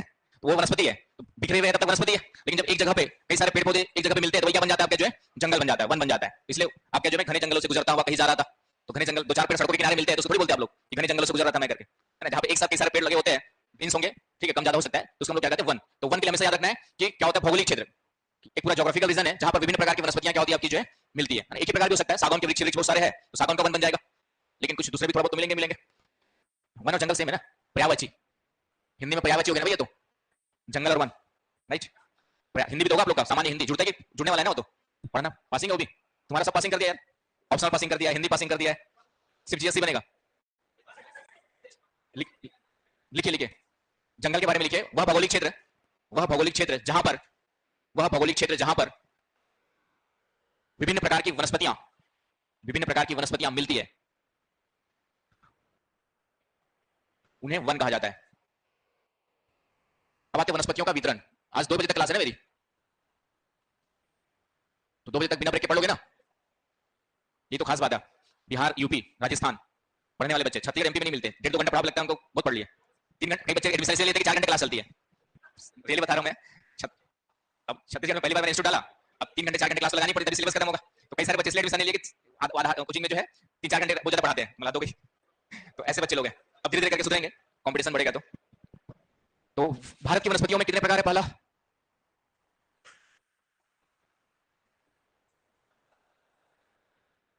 अब यहाँ पे वन या वनस्पति कुछ भी लिख लो वही आएगा।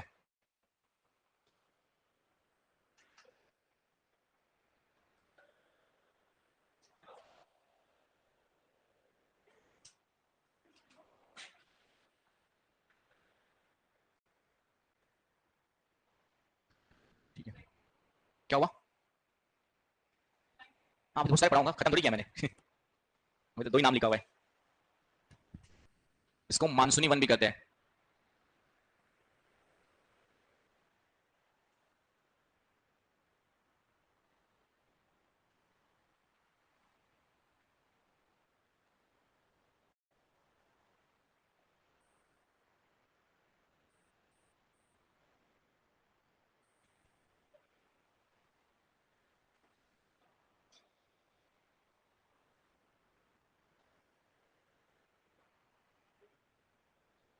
तो इसके भी 2 पार्ट हो जाएंगे, तो ये पहला हो गया, ये दूसरा हो गया, दूसरे के 2 पार्ट।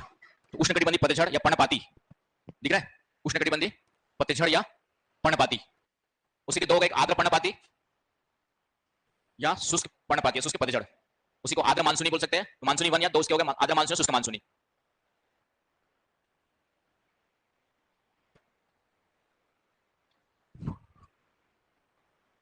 तीसरे में आते हैं, लिख लिया। तीसरा आपका जो है शुष्क एवं अर्ध शुष्क वनस्पति, शुष्क एवं अर्ध शुष्क वनस्पति। उधर वाले बच्चे शुष्क एवं अर्ध शुष्क, तिरछा लिखूंगा तो फिर आपको दिखेगा नहीं।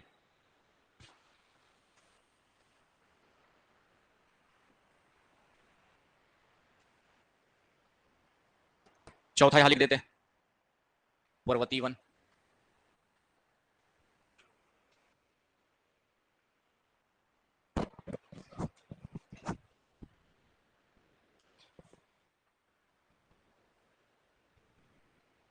तो इन 4-5 प्रकारों के बारे में 2-2, 4-4 लाइन याद रखना है। तो वनस्पति के बारे में पूछेगा तो कितने शब्द लिखने होते हैं, 300, 250, 250 का मतलब हो गया 1, 2, मैक्सिमम 3 पेज। तो क्वेश्चन और आंसर साथ में देते हैं कि कैसे दे रहे हैं आपके पेपर में?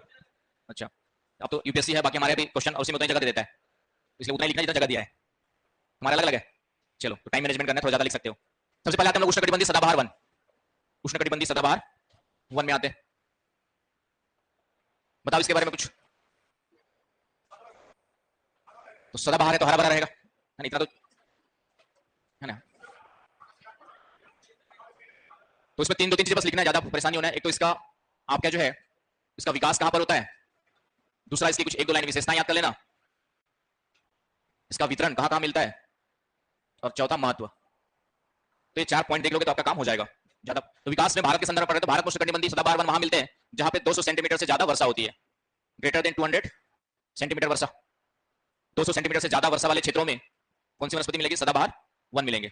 और तापमान भी जो है वर्ष भर 25 डिग्री सेंटीग्रेड से ज्यादा होगा लगभग औसतन। तो इन क्षेत्रों में तो भारत में मुख्य रूप से वर्षा का ज्यादा प्रभाव पड़ता है वनस्पति पर, वर्षा का सबसे ज्यादा प्रभाव पड़ता है आपका वनस्पति पर। तो विकास विशेषताएं लिख लीजिए तो 4 पॉइंट। तो सदा हरे भरे तो लिख लोगे, सदा हरे भरे क्या होते हैं, लिख लीजिए। पहला सदाबहार का मतलब ये सदा हरे भरे रहेंगे क्योंकि आर्द्रता नमी ज्यादा होती है, सॉइल में क्या होती है, नमी ज्यादा होती है, सदाबहार होते हैं। दूसरा लंबे होते हैं, ठीक है। इनके वृक्षों की जो ऊंचाई है 45 से 60 मीटर तक, वृक्षों की जो ऊंचाई है लगभग 45 से 60, आंकड़े याद नहीं रहते हैं तो घने वन होते लिख देंगे, काम चल जाएगा। घने घने वन होते हैं, हाँ ट्रांस, ठीक है ठीक है। विशेषताएं सदा हरे भरे घने वन होते हैं आपके, जो कठोर लकड़ी के वन होते हैं, महत्व में डाल देंगे उसको, कठोर लकड़ी के वन होते हैं। इसमें लताएं तनाएं बिलाएं होती है।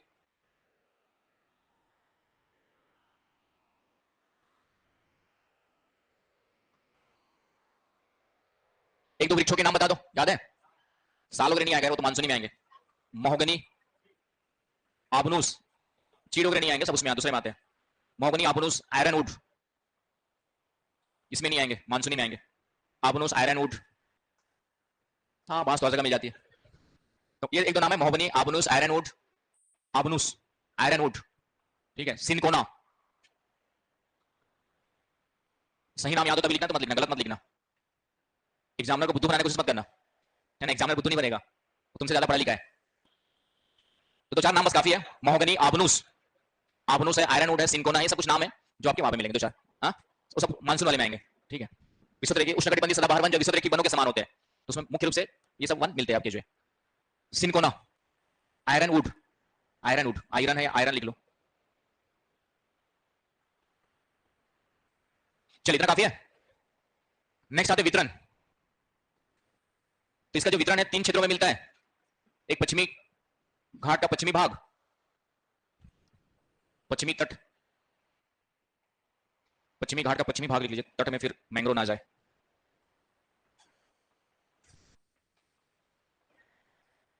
तो पहला है पश्चिमी घाट का पश्चिमी भाग, फिर दूसरा है नॉर्थ ईस्ट इंडिया, आपके जो है नॉर्थ ईस्ट इंडिया, उत्तर पूर्वी भारत, और तीसरा है अंडमान निकोबार। तो 3 क्षेत्र है जहां पर ये वन मिलेंगे। पहला पश्चिमी घाट का पश्चिमी भाग, दूसरा उत्तर पूर्वी भारत, और तीसरा अंडमान निकोबार।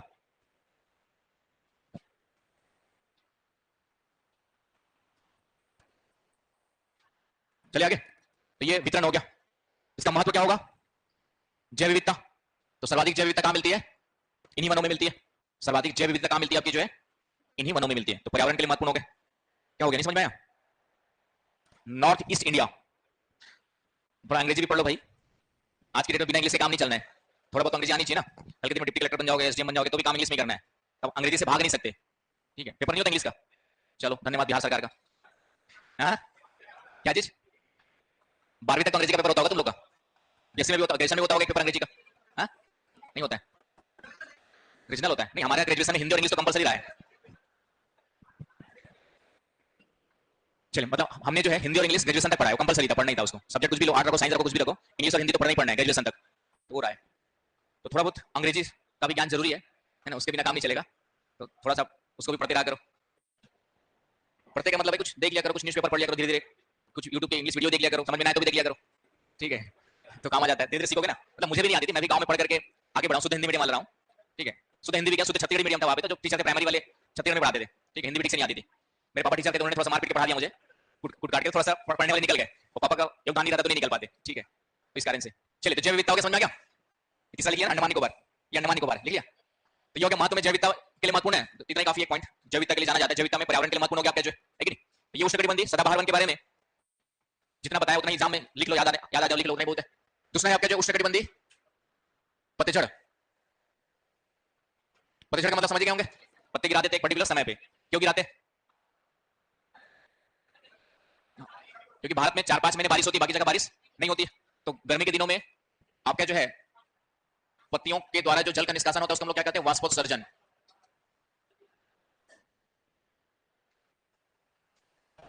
वाष्पोत्सर्जन, तो वाष्पोत्सर्जन की क्रिया को कम करने के लिए पत्तियां क्या कर देते हैं आपके जो है? पत्तियां गिरा देते हैं, तो ये है कि नहीं, तो इसलिए पतझड़ कहा जाता है। अब इस पतझड़ में भी दो प्रकार के हो गए, एक है आपका, इसी को मानसूनी वन भी कहते हैं। भारत की जलवायु के अनुसार जिन वनों का विकास हुआ है वे कौन से वन है आपके जो है? उष्णकटिबंधीय पतझड़, इसलिए इनको मानसूनी वन भी कहा जाता है। हाँ, उसी को पतझड़ और पर्णपाती दोनों सेम ही वर्ड है, पतझड़ या पर्णपाती, पर्ण मतलब पत्तियां, पाती मतलब गिरा देना है ना, पतझड़ मतलब पत्ते झड़ा देना, या पर्ण मतलब पत्तों को गिरा देना, इसलिए हिंदी वर्ड ये भी यूज होता है। इंग्लिश वर्ड इसके लिए डेसिडियस, तो इंग्लिश में एक ही वर्ड है डेसिडियस, हिंदी में दो वर्ड है। इसके भी दो प्रकार है, एक है आपका आर्द्र पर्णपाती या आर्द्र मानसूनी, और दूसरा है आपका शुष्क। आर्द्र जो है ये 100 से 200 सेंटीमीटर वर्षा वाले क्षेत्रों में मिलता है, आर्द्र जो है 100 से 200 सेंटीमीटर वर्षा वाले क्षेत्रों में, और शुष्क जो है ये 50 से 100 या 75 से 100 करो, ज्यादा बेटर है। शुष्क पर्णपाती है ना, शुष्क वनस्पति लगे, आर्द्र पतझड़ और शुष्क पतझड़, या आर्द्र मानसूनी या शुष्क मानसूनी, ये ध्यान में रखना है। तो आर्द्र जो है 100 से 200 सेंटीमीटर वाले वर्षा वाले क्षेत्रों में मिलेगा, और उससे कम वर्षा वाले क्षेत्रों में जो मिलता है उसको शुष्क पर्णपाती कहते हैं। तो इसकी विशेषताएं, पतझड़ है तो दोनों में पत्ती गिराई देंगे, बस दोनों में अंतर क्या है? वर्षा की मात्रा का है। तो विशेषताएं क्या क्या लिखेंगे? लिख लो एक दो विशेषताएं, बाकी तो ऐसा कुछ नहीं है।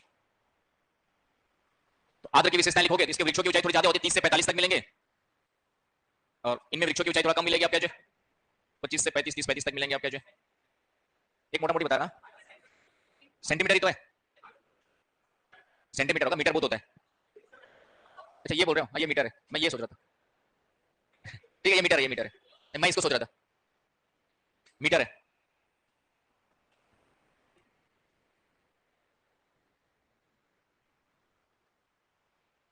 विशेषता में फिर से कुछ ज्यादा कुछ आएगा नहीं इसमें, दोनों में वृक्षों के नाम कॉमन है लगभग, तो वृक्षों के नाम दोनों में सेम ही लिख देना, साल, सागौन, ये उधर भी मिलेंगे, इधर मिलेंगे, इधर ज्यादा मिलेंगे, शीशम, ठीक है, पलास, ये सब इधर मिलेंगे, इसमें थोड़ा सा वर्षा कम है तो आंवला टाइप की चीजें मिलेंगी, आंवला, बेर, तो लगभग दोनों में वृक्षों के नाम, ये वृक्ष उधर मिलेंगे, लेकिन इनकी संख्या ज्यादा होगी, इधर इनकी संख्या ज्यादा होगी, ये उनके साथ बीच में मिलेंगे, तो दोनों लगभग रहती है, पलास है, शीशम है, और बहुत सारे नाम है, कुसुम, अब जितना याद हो जाए आप लोग को, क्या ठीक है, जो भी लिख लो, दो चार बहुत सारे नाम है, दो चार नाम, एक दो नाम काफी है मेंस में लिखने के लिए, प्रीलिम्स में क्वेश्चन आएगा तो मिलाने के लिए आ जाता है कभी कभार, कौन सा वृक्ष कहां पर है, तो दो चार नाम से मिला ही लोगे। तो ये आर्द्र और शुष्क पर्णपाती हो गया, राइट। तो इनका महत्व यही है कि आर्थिक रूप से इनका दोहन हमने सबसे ज्यादा किया हुआ है, महत्व जो है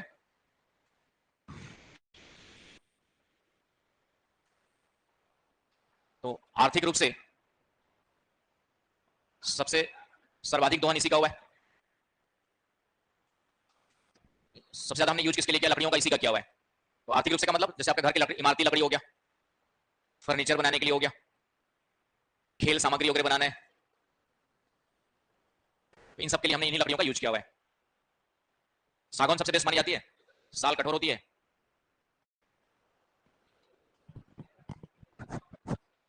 तो ये हो गए आपके जो है इसके बारे में।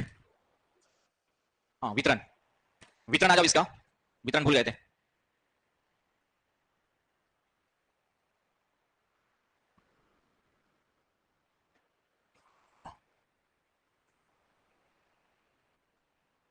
तो भारत के अधिकांश भागों में यही मिलेगी, तो जैसे 100 से 200 वाला क्षेत्र देखेंगे तो ये वाला रीजन जो है, पूरा मैं भी बना देता हूं,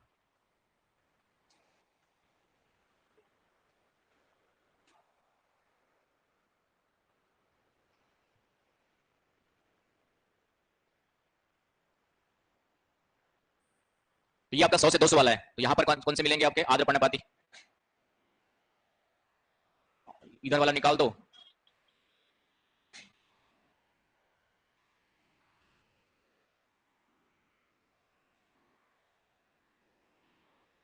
आपका जो है लगभग 50 से कम वाला है। ये हमने देख ही लिया इधर वाला। तो बाकी जो बीच में बच गया ये हो गया आपका 50 से 100। कोरोमंडल तट भी निकाल दो। कोरोमंडल तट में 100 से 200 वर्षा होती है। तो लगभग बाकी बीच में जो बच गया कौन सा हो गया?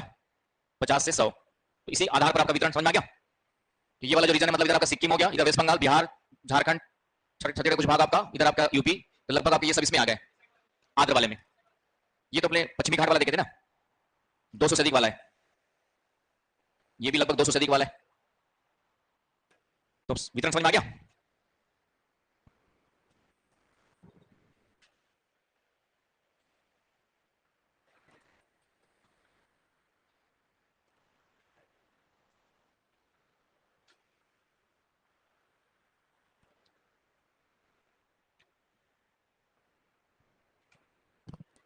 चले, तो ये वितरण इस तरीके से, तो ये कैसे समझेंगे आप? ये समझ में आ गया होगा आपका। इधर वाले में आपका ये पूर्वी राजस्थान, महाराष्ट्र का अधिकांश भाग, कर्नाटक, आंध्र प्रदेश, ये सब आ जाएंगे आपके जो है। तो लगभग इस तरीके से बता देना है। तो ये आपका वितरण में एक छोटा सा मैप बना के बता देंगे तो भी काम हो जाएगा। ये 50 से 100 वाला है। तो इधर आपका पूर्वी राजस्थान आ जाएगा, गुजरात का अधिकांश भाग, महाराष्ट्र, ठीक है, तेलंगाना, आंध्र प्रदेश, ये सब आ जाएंगे उसके अंतर्गत इस तरीके से। तो ये सब आपके वितरण में आ जाएंगे। तो ये हो गया आपके जो है कौन सा वाला भाग? पतझड़ वन, पतझड़ वनों के बारे में। अब आते हैं नेक्स्ट हमारा है पर्वतीय वन, शुष्क। अच्छा, शुष्क वाला है, शुष्क एवं अर्धशुष्क। तो शुष्क का मतलब होता है जहां 50 सेंटीमीटर से कम वर्षा होती है, और अर्धशुष्क का मतलब होता है 50 से 75 सेंटीमीटर। अर्धशुष्क का मतलब क्या हो गया आपके जो 50 से 75 सेंटीमीटर। तो ये शुष्क अर्धशुष्क में अंतर होता है।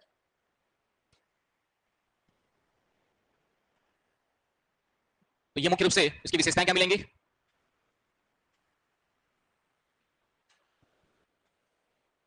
पचास से कम है तो शुष्क वनस्पति, 50 से 75 है तो अर्धशुष्क, सेमी एरिड। विशेषताओं में इसको हम लोग रखते हैं जीरो फाइट वनस्पति में रखते हैं। जीरो फाइट वनस्पति कहते हैं बायोलॉजिकली। जीरो फाइट का मतलब होता है पत्तियों के स्थान पर, पत्तियों के स्थान पर क्या आ जाएंगे? कांटे। लिख लो, लिख लो जीरो फाइट। तो फिर से मैं लिखूंगा तो भी लिखवाना ही पड़ता है, तो इसलिए लिख लो, मेरी एनर्जी बचेगी।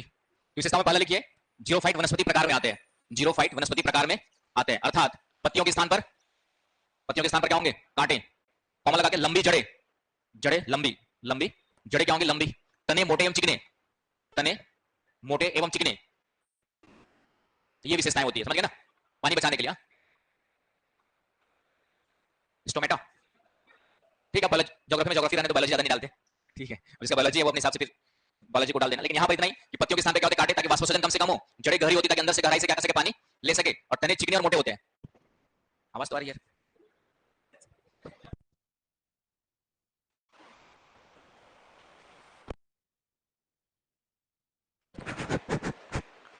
अब क्या मैं ज्योग्राफी पढ़ाता हूँ, तो ज्योग्राफी में रिसोर्सेस कंजर्वेशन पढ़ाता हूँ, संसाधनों का संरक्षण। और संसाधन के बारे में कहा गया है कि संसाधन जो होते हैं समाज का होता है, इसलिए हर एक संसाधन को भी सोच समझ के खर्च करना चाहिए। पैसा आपका है, कमाया पैसा आपने है। इसलिए जब यूरोप के कंट्री में जाएंगे, मैं भी नहीं गया हूँ, ठीक है, अभी तक मौका नहीं मिला है, तो वहां पर खाना वाना छोड़ोगे ना तो एक्स्ट्रा चार्ज लगता है। वहां पे खाना वाना छोड़ के आएंगे फ्रांस वगैरह में, तो एक्स्ट्रा वहां पे क्या होता है? आपका फाइन लगता है। उसके पीछे का कॉन्सेप्ट ये है, money is yours but resources are for society. हमें रिसोर्स को फालतू वेस्ट करने का कोई अधिकार नहीं है। अब मेरा आदत है कि जब तक वो पूरी खत्म ना हो जाए तब तक मैं चेंज नहीं करता हूँ, कि लगे कि अब आवाज नहीं आ रही, आवाज आना बंद हो गई है, तो इसलिए मैं रोक रहा था उस समय से उसको। क्योंकि अब वो जो बैटरी ऑफर कूड़े में जाएगी ना, अब इसका यूज तो नहीं है हमारे पास, तो पूरा लास्ट तक खत्म होने तक यूज करना चाहिए। जैसे आपका घर में पेस्ट होता है, तो पेस्ट को भी लास्ट तक निकल निकल के जब तक लगता है कि खत्म ना हो जाए। हाँ, चार्जेबल है तब तो कोई बात ही नहीं है। चलिए, तो ये समझ में आ गया आपका जो है। तो ये हो गया आपका जो है, तो मिडिल क्लास विशेषता कहा जाता है, लेकिन ठीक है, लास्ट तक खत्म होने तक यूज करना चाहिए। दूसरी विशेषताएं क्या लिखोगे? मेरे पास यही विशेषता है, कि विशेषता इसमें ये सब विशेषताएं पाई जाती है। क्लियर? इनमें तो पेड़ पौधे तो होते नहीं, जगह तो नाम याद रखना, बबूल, कैक्टस, नागफनी, और राजस्थान में एक वृक्ष पाया जाता है खेजड़ी का वृक्ष, इसको राजस्थान का कल्प वृक्ष कहते हैं। इसको राजस्थान का क्या कहते हैं? कल्प वृक्ष। कल्प वृक्ष क्या होता है?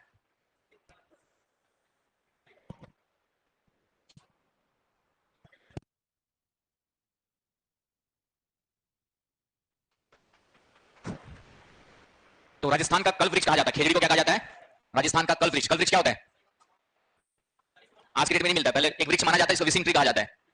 उसके नीचे बैठ कर कुछ भी विश करोगे तो पूरा हो जाएगा। तो अभी तो सब लोग बैठे होते, पढ़ाई करने थोड़ी आते तुम लोग। ठीक है, थैंक यू। समझ गया ना? यदि ऐसा कोई वृक्ष होता तो तुम लोग पढ़ने थोड़ी आते, भाई बैठ के विष मांगते रहते। ठीक है, उसी लड़ाई झगड़ा चलते रहता अभी तो। एनीवे, तो ये याद रखना, खेजड़ी जो राजस्थान का कल्वृक्ष कहलाता है। ये हो गया आपका जीरोफाइट वनस्पति। इसका वितरण देख लेते हैं। तो वितरण के लिए पीछे में पे चले जाएं, तो वितरण में आएंगे तो ये मिल गया आपका शुष्क वाला, और यहाँ पे क्या मिलेगा, अर्ध शुष्क। और थोड़ा सा जो है ये वाला रीजन भी आ जाएगा, यहाँ पर वृष्टि छाया क्षेत्र वाला। ये भी वृष्टि छाया क्षेत्र 50 से 75 होता है, तो वृष्टि छाया क्षेत्र वाला रीजन आ जाएगा अर्ध शुष्क वाला। ये किसमें आ जाएगा आपका जो है, अर्ध शुष्क। गुजरात वाला जो रीजन आ जाएगा अर्ध शुष्क में आ जाएगा, गुजरात, दक्षिणी गुजरात, ये अर्ध शुष्क में आ जाएगा। बाकी पूरा राजस्थान पश्चिम वाला किसमें आ जाएगा आपका, शुष्क में। दोनों को एक साथ लिख सकते हो, कोई राजस्थान, पश्चिमी राजस्थान पूरा शुष्क में आएगा, पश्चिमी राजस्थान।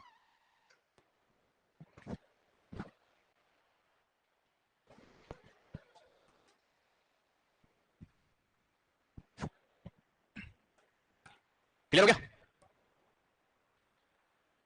क्या हो गया, वृष्टि छाया क्षेत्र, वृष्टि छाया क्षेत्र ये अर्ध शुष्क में आएगा, दक्षिणी गुजरात ये अर्ध शुष्क में आएगा, बाकी पूरा पश्चिमी राजस्थान किसमें आएगा, शुष्क में आ जाएगा। बस इतना ही काफी है वितरण में, तो थोड़ा सा बता देना है। अब इनका महत्व क्या लिखोगे, तो स्थानीय महत्व है, महत्व में स्थानीय महत्व डाल देना। जैसे खेजड़ी का वृक्ष है तो ये स्थानीय महत्व लिख लेना। इनका महत्व क्या लिखेंगे आप, स्थानीय महत्व। स्थानीय महत्व में जैसे खेजड़ी का वृक्ष है, ये राजस्थान में वहां की इमारती लकड़ी, जलाऊ लकड़ी, इन सब के लिए काम आता है, इसलिए उसके वहां का कल्पवृक्ष कहा जाता है, जीवन, वहां का जीवन रेखा कहा जाता है, खत्म होने वाले वैसे तो। स्थानीय महत्व खेजड़ी राजस्थान। स्थानीय महत्व मतलब लोकल, बहुत बड़ा लेवल, वहां तो वनस्पति होती नहीं ना भाई, तो अब उसका क्या करेंगे। बबुल का वृक्ष तो यूज करते हैं हम लोग, बबुल का वृक्ष, बबुल के लकड़ी का यूज होता है कि नहीं होता है, घर के दरवाजे वाजे सस्ता माना घून लग जाता है, गोंद वगैरह। ठीक है, काफी है, हर जगह महत्व हो जरूरी। हाँ बोलो बोलो। इमारती लकड़ी, जलाऊ लकड़ी, इमारती जलेबी नहीं है ना, वो लकड़ी के लिए, इमारती जलेबी होता है ना। हाँ चलिए, तो ये हो गया आपका जो है शुष्क वनस्पति। नेक्स्ट है मैंग्रोव वन, तो ये इंपॉर्टेंट है आप लोग के लिए। पर्वतीय बचा है, खत्म ही नहीं हो रहे, तो पर्वतीय वन आपके कहां मिलेंगे,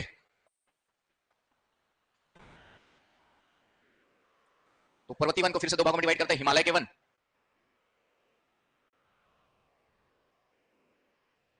दूसरा प्रायद्वीपीय पठार। हिमालय के पर्वतीय वन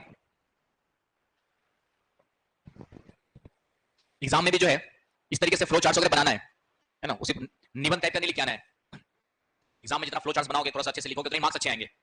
तो फिर वही पुराना टर्रा जैसे आप लोग बीए वगैरह एग्जाम में लिख करके आते हो, शुरू हुए और लास्ट में खत्म होते हैं ना, बीच में क्या लिखा सब जो मन में आता है, जहां जो याद आता जाता है, लिखते जाते, कलम चलते जाती है, जहां जो याद आ जाए।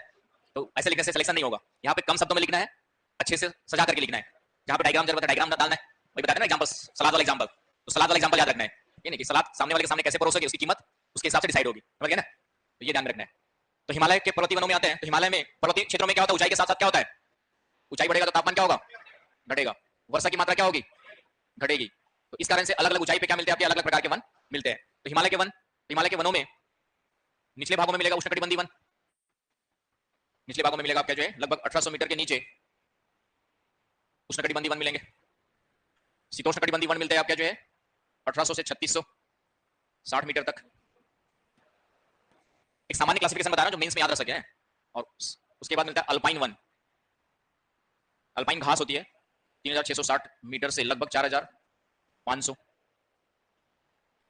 से 5000 मीटर तक। और फिर टुंड्रा,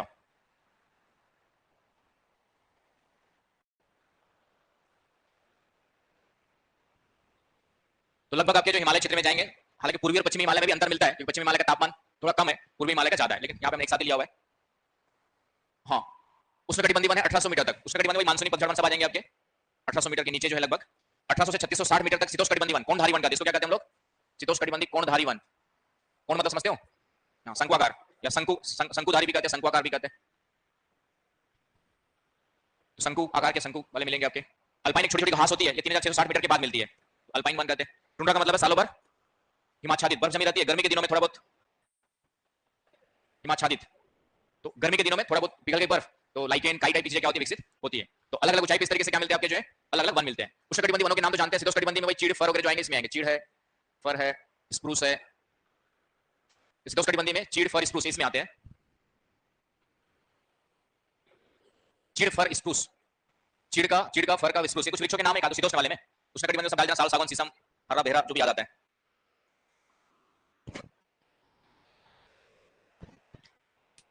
सबसे लंबा पेड़ पूरे विश्व में देखेंगे तो शीतोष्ण कटिबंध वाले मिलते हैं। पूरे विश्व में देखेंगे तो किसमें मिलता है आपका जो है शीतोष्ण कटिबंध वाले में मिलते हैं। बाकी ऐसे तो देखेंगे ओवरऑल तो सदाबहार उष्णकटिबंधीय के क्षेत्र में मिलते हैं। ये चीजें चलिए, तो इसमें इतना डाल देना आपका जो अलग अलग ऊंचाई पे अलग अलग प्रकार के वन मिलते हैं। राइट, अब आते हैं प्रायद्वीपीय पठार। तो प्रायद्वीपीय पठार में इसमें कौन कौन से आएंगे? नीलगिरी, इसके अलावा अन्नामलाई, नीलगिरी है, अन्नामलाई है, पालनी की पहाड़ियां हैं, इनमें मिलते हैं। कार्डामम, तो खास करके इन दोनों में ज्यादा मिलते हैं, ऊंचाई इसकी ज्यादा है। पालनी और कार्डामम उतनी ऊंचाई वाले नहीं है।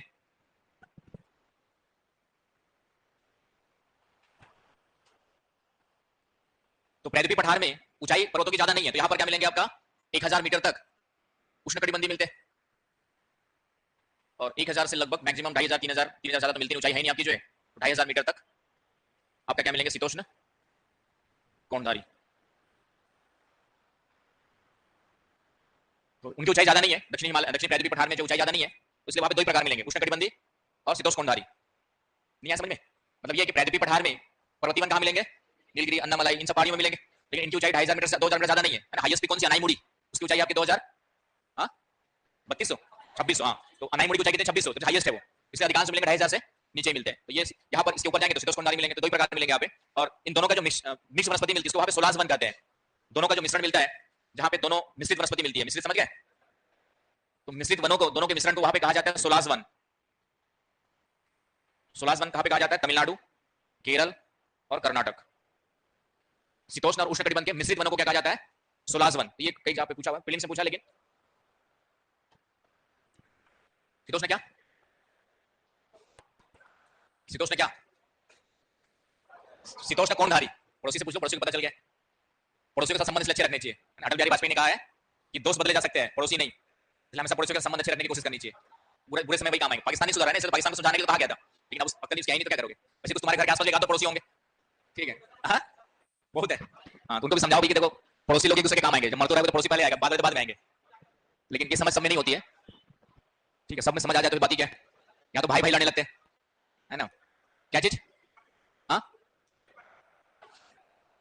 मिश्रित वनों को कहा जाता है सोलाज वन। और मिश्रित का मतलब कौन कौन से मिश्रित? क्या भाई इतना सोच में कैसे पड़ेगा? ये दोनों का मिश्रण यार, उष्णकटिबंध और शीतोष्णकटिबंधीय वनस्पति, जहां पे दोनों साथ साथ मिलेंगे, तो उन वनों को यहाँ पे स्थानीय रूप से क्या कहा जाता है? वहां पे उनको स्थानीय रूप से कहा जाता है, स्थानीय नाम। आगे बस समझ में? चलिए, हाँ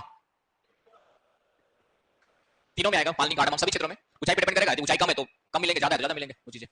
ये तो क्या आपके जो है पर्वतीय वनों के बारे में। तो पर्वतीय वन के बारे में इतना याद रख लेना, हिमालय के अलग, प्रायद्वीपीय पठार के अलग, ये ध्यान में रखना है। बाकी भाई महत्व में डायवर्सिटी वगैरह ज्यादा है, महत्व में वही लिख लीजिएगा जैव विविधता के लिए। तो जैव विविधता के लिए महत्वपूर्ण, तो महत्व में इतना डाल देना। अब लास्ट है मैंग्रोव वन। लास्ट हमारा मैंग्रोव। तो मैंग्रोव के बहुत सारे नाम है। इसको ज्वारी वन भी कहते हैं,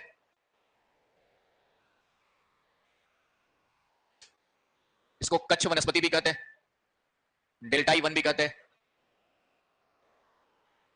और एक और वर्ड किसी बुक्स में मिला था मुझे, ग्रान, अभी ग्रान वनस्पति भी कहते हैं। अब एक बुक में लिखा था ग्रान वनस्पति, मतलब ग्रान कहां से आ गया? बाद में पता चला कि मैंग्रोव के ग्रान भी बोलते हैं, इंग्लिश में सिर्फ मैंग्रोव कहते हैं, ठीक है? हालांकि इंग्लिश में भी आ जाएगा, इसका टाइटल हो जाएगा टाइटल फॉरेस्ट, कच्छ फॉरेस्ट, डेल्टाई, ग्रान का ग्रान। तो ये हो गया, तो ये हो गया आपके जो है मैंग्रोव। अब बताओ मैंग्रोव वन किसको कहते हैं?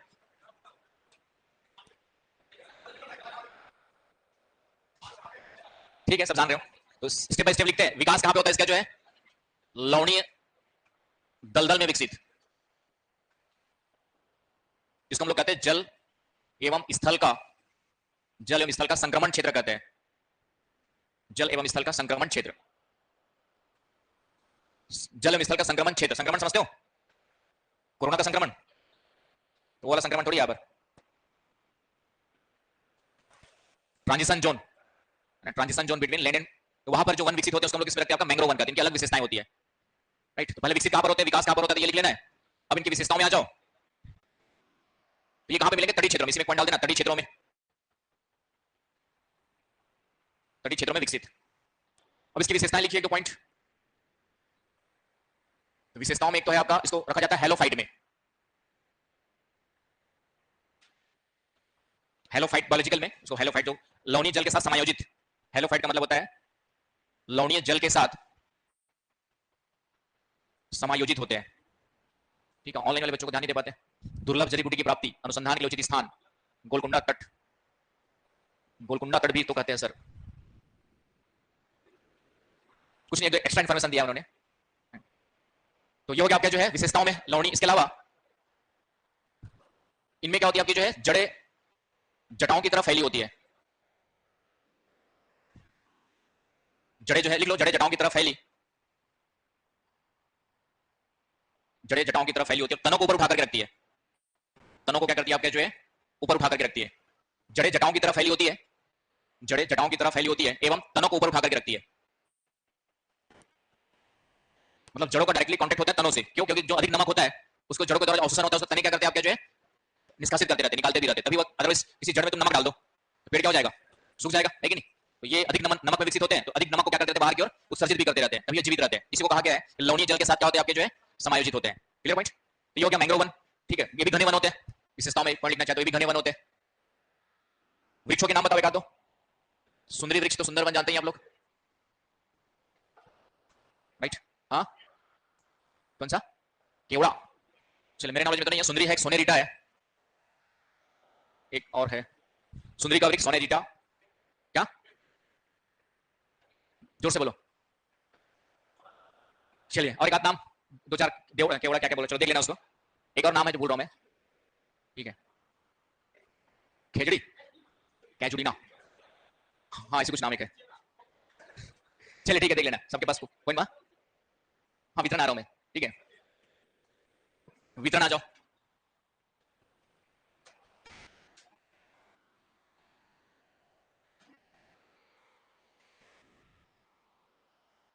तो वितरण तो आपका देखेंगे तो सबसे बड़ा है आपका सुंदरवन। ये विश्व का सबसे बड़ा मैंग्रोव वन क्षेत्र है ना। मैंग्रोव वन लगभग भारत में 3% के आसपास है। भारत के क्षेत्रफल के आधार पर देखेंगे 3% के आसपास मैंग्रोव वन है। सुंदरवन आपका जो है उसके अलावा उड़ीसा में है। उड़ीसा में है भीतरकनिका, महानदी डेल्टा, महानदी डेल्टा, भीतरकनिका, ये आपका जो है ये उड़ीसा में। आंध्र प्रदेश में इसका नाम है कोरिंगा वन, कोरिंगा वन। इसके अलावा तमिलनाडु में है, यहां पर तमिलनाडु में है एक मुथुपेट एवं पिछवरम में, और एक और है पॉइंट कैलिमर। लिख लीजिए पीछे इधर वाले साइड वाले। सुंदरवन तो लिख लिया होगा। भीतरकनिका और महानदी डेल्टा है उड़ीसा में, कोरिंगा वन है आपका आंध्र प्रदेश में, और मुथुपेट, मुथुपेट, पिछवरम, पॉइंट कैलिमर ये तमिलनाडु में है। मुथुपेट, पिछवरम, पॉइंट कैलिमर ये तमिलनाडु में। कर्नाटक में है, कर्नाटक में कुंडा, और महाराष्ट्र में अचरा, ये महाराष्ट्र, कुंडा कर्नाटक। ये कुछ नाम है, वितरण में सब डाल देना कहां कहां पे। केरला में भी मिलता है बहुत कम, गोवा में भी थोड़ा होता है। अचरा, अचरा, अचरा रत्नागिरी डिस्ट्रिक्ट में अचरा करके क्षेत्र है। ये कुछ नाम है, केरला में मिलता है थोड़ा बहुत, गोवा में भी है थोड़ा बहुत, लेकिन इन सब में ज्यादा मिलता है। सबसे ज्यादा कहां पे मिलेगा? वेस्ट बंगाल। हाँ, कच्छ वाला क्षेत्र भी है, गुजरात में कच्छ क्षेत्र, उसके नाम के आधार पर ही। तो सबसे ज्यादा वेस्ट बंगाल में, फिर गुजरात में, सबसे ज्यादा वेस्ट बंगाल में, फिर कहां पर है आपका? कुंडा कर्नाटक, अचरा, अचरा, कचरा नहीं है, क की जगह आ कर देना। ठीक है, तो ये हो गया आपके जो है भारत में वनों का वितरण। अब एक लास्ट वनों की समस्या, भारत में वनों की समस्या पूछोगे तो क्या क्या पढ़ लिखोगे? मैंग्रोव वनों का महत्व में वही डाल देना, जैव विविधता और चक्रवातों से रक्षा करते हैं। मैंग्रोव वनों का महत्व में लिखना है तो क्या लिखोगे? तो एक तो बायोडायवर्सिटी, जैव विविधता यहाँ पे ठीक ठाक मिलती है। हाँ, दूसरा जो है चक्रवातों से रक्षा करते हैं, सुनामी और चक्रवात, सुनामी चक्रवात से रक्षा करते हैं। और तटीय क्षेत्रों में मृदा अपरदन कंट्रोल करेंगे, मृदा अपरदन नियंत्रण करते हैं। तो ये महत्व में आ जाएंगे। हाँ भाई सब पर्यावरण ही तो कर रहे हैं, जैव विविधता से पर्यावरण की तो बचा रहे, मृदा अपरदन कंट्रोल करे तो पर्यावरण, बाकी भाई पर्यावरण प्रदूषण वगैरह पाई जाएंगे। तो ये महत्व हो गया। क्लियर? अब लास्ट सोच लीजिए, भारत में वनों की समस्या में क्या क्या पॉइंट लिखो, क्वेश्चन आ गया तो। वनों की कटाई तो आई जाएगा। वर्तमान में जनसंख्या बढ़ रही है, तो जनसंख्या बढ़ रही है, तो जनसंख्या बढ़ रही है तो क्या क्या चाहिए? कृषि चाहिए, रोटी कपड़ा मकान चाहिए, है कि नहीं? पॉपुलेशन जब बढ़ रही है तो क्या चाहिए? रोटी, कपड़ा, मकान, तीन बेसिक चीजें चाहिए पहले तो रोटी के लिए क्या करोगे? खेती किसानी करोगे, खेती किसानी करोगे तो जंगलों की कटाई करना पड़ेगा कृषि भूमि के विस्तार की। हाँ, तो वनों की समस्या पहला निर्वनीकरण लिखा ना मैंने। वनों की समस्या सबसे पहला समस्या क्या है? वनों की कटाई, या अंधाधुंध कटाई कर लो, अत्यधिक निर्वनीकरण। थोड़ा बहुत तो चल जाएगा, अत्यधिक करोगे तो नहीं चलेगा ना।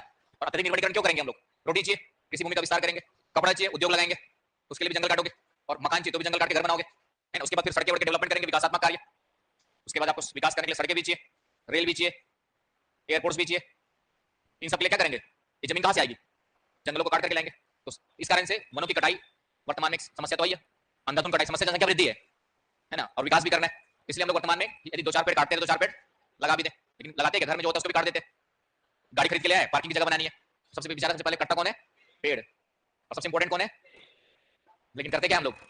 सबसे पहले उसी को खत्म करते हैं, अब वो हमको खत्म करेगा, है ना। देख रहे ना, बारिश नहीं हो रही है, बारिश मतलब गर्मी नहीं पड़ रही अभी, तो ये गर्मी नहीं पड़ रही, इसका सीधा इफेक्ट मानसून पे पड़ेगा। तो मानसून कमजोर होगा, मानसून लेट से आएगा, या उसमें बहुत ज्यादा प्रभाव पड़ेगा वर्षा में। तो वर्षा में प्रभाव पड़ेगा तो खेती किसानी आपकी क्या होगी? इसलिए मानसून को कृषि का जुआ कहा जाता है, कृषि को मानसून का क्या कहा जाता है? आपके जो है मानसून का जुआ कहा जाता है। तो ये जो अभी आप लोग को दिख रहा है कि अप्रैल मई में जितनी ज्यादा गर्मी पड़ती है उतना ही मानसून ठीक ठाक आने की संभावना रहती है। अप्रैल मई में गर्मी कम पड़ेगी तो मानसून भी क्या होगा? आपका कहीं ना कहीं कमजोर होगा। बिन मौसम बरसात हो रही है, उसके कारण से फसलों को क्या हो रहा है? नुकसान हो रहा है। तो ओवरऑल देखेंगे तो कृषि को नुकसान होगा। अब कृषि को नुकसान होगा तो पूरी अर्थव्यवस्था भी कहीं उससे क्या होती, जुड़ी होती है, क्योंकि कृषि का नुकसान होगा तो किसानों के पास इनकम नहीं आएगी, खाने की कमी होगी तो रेट बढ़ेंगे, है ना। रेट बढ़ेंगे तो फिर अदर चीजें भी क्या होंगी? इफेक्ट होगी, और इकोनॉमी आपकी क्या हो जाएगी? स्लो डाउन होगी। तो इस तरीके से आपका पूरा चीज जुड़ी होती है। इसलिए मानसून पूरे भारतीय अर्थव्यवस्था को क्या करता है? प्रभावित करता है। आगे बात समझे? तो ये चिंता का विषय है कि समय पे अभी गर्मी पड़नी चाहिए, अच्छा लग रहा है गर्मी नहीं पड़ रही हम लोग को, लेकिन इसका लॉन्ग टर्म इंपैक्ट गलत होगा, है ना। यदि वर्षा इसका इंपैक्ट होता है तो बाकी साइंटिस्ट लोग अध्ययन कर रहे होंगे, तो न्यूज़पेपर वगैरह पढ़ते रहोगे तो उसमें कुछ चीजें आएंगी। अभी बारिश कम हो रही है तो क्या होगा, क्यों हो रही कम, सॉरी गर्मी कम क्यों पड़ रही है, अभी तक गर्मी स्टार्ट ठीक से क्यों नहीं हुई है। अगर से अप्रैल मई का जो महीना है अभी कितनी गर्मी वाला होता है? ठीक ठाक गर्मी वाला होता है ना। 1-2 दिन गर्मी पड़ी थी, इसका बारिश होने स्टार्ट हो गई।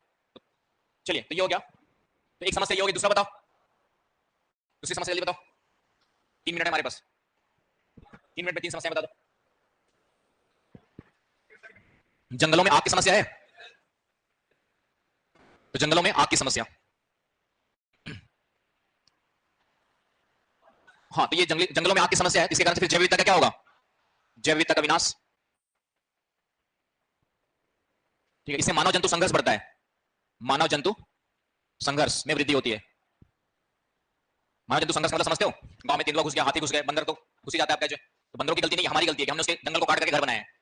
दोस्त उनको देते हैं कि बंदर कहां से आ गया हमारे घर में, हम वो हमारे घर में नहीं आए, हम उनके घर में पूरी तरह काट के घुसे हुए हैं। हाथी आ जाता है कभी कभी, 2-4 लोग को फिर कुचल के, डेफिनेटली किसी का घर तोड़ोगे तो क्या होगा? बेचारा कुछ तो बदला लेगा ना। 3 लोग घुस जाते हैं कभी कभी, ये सब सांप बिच्छू भी घुस जाते हैं, तो उनकी गलती नहीं, हमारी गलती, हमने उनके जंगलों को काट करके अपना घर बनाया हुआ है। इसे मानव जंतु संघर्ष कहा जाता है, ये निरंतर बढ़ रहा है वर्तमान में, राइट। तो इस तरीके से तो ये हो गया आपके जो है वनों की समस्याएं। यदि क्वेश्चन आता है तो यहाँ पे वनस्पति से क्वेश्चन वही आएगा कि भारत में वनस्पतियों का वितरण और संबंधित समस्याएं, तो कोई भी क्वेश्चन आएगा वनस्पति से तो ये आएगा। क्लियर? अब नेक्स्ट टॉपिक हमारा होगा सॉइल, मृदा और नदियां। फिर फिजिकल हमारा खत्म हो जाएगा, आज हो जाता है लेकिन आज 1 घंटा पहले छोड़ना पड़ रहा है, तो इसलिए मृदा है, नदियां हैं, कल नदियां मतलब बहुत खत्म करेंगे। फिर उसके बाद बिहार का फिजिकल पूरा एक साथ ले लेंगे। फिर इकोनॉमिकल और सोशल में ज्यादा टाइम नहीं लगेगा। इकोनॉमिकल में भारतीय कृषि की समस्याएं, भारतीय कृषि के संदर्भ में कुछ और वर्तमान संदर्भ कुछ चीज देखेंगे, और इकोनॉमिक में वही पूछा, इंडस्ट्री से रिलेटेड क्वेश्चन पूछा हुआ है, तो वो 2-3 क्वेश्चन आए उसको डिस्कस करेंगे, और उसी के बेस पर क्या क्वेश्चन बन सकते हैं उन सबको डिस्कस करेंगे, राइट। तो हम लोग, और कोई भी क्वेश्चन होगा तो लेके आइएगा। आप लोग का कौन सा क्वेश्चन था आपका? बस छोड़ रहा हूं। मानसून को परिभाषित कीजिए, उसकी उत्पत्ति लिखना करके स्पष्ट कीजिए। ये तो मैंने लास्ट में लिखवा दिया था, तीनों को मिला के कर दिया था। नाम पहले पूरा दे दो, और फिर लास्ट में एक पैराग्राफ 2 पैराग्राफ लिखवाया था मैंने कि ग्रीष्मकाल और शीतकाल, बस उतना ही लिखना है। नाम पहले दे दो पूरा, फिगर तीनों का एक जहां जरूरत है एक साथ लिख लिया, और एक साथ फिगर बना दी तीनों चार, जेड स्ट्रीम का अलग बना दो, आपका आईटी जेड का अलग बना दो, और एक आपका तापमान का, तीनों को एक साथ मिला के बता दो। उसके बस लास्ट में डाल देना इनके कारण से ये प्रभाव पड़ता है। उतना नहीं बना फिगर, एक बना के काम चल जाएगा। देखो देखना जगह नहीं बसती आपके पास, तो लिखते रहो। और जो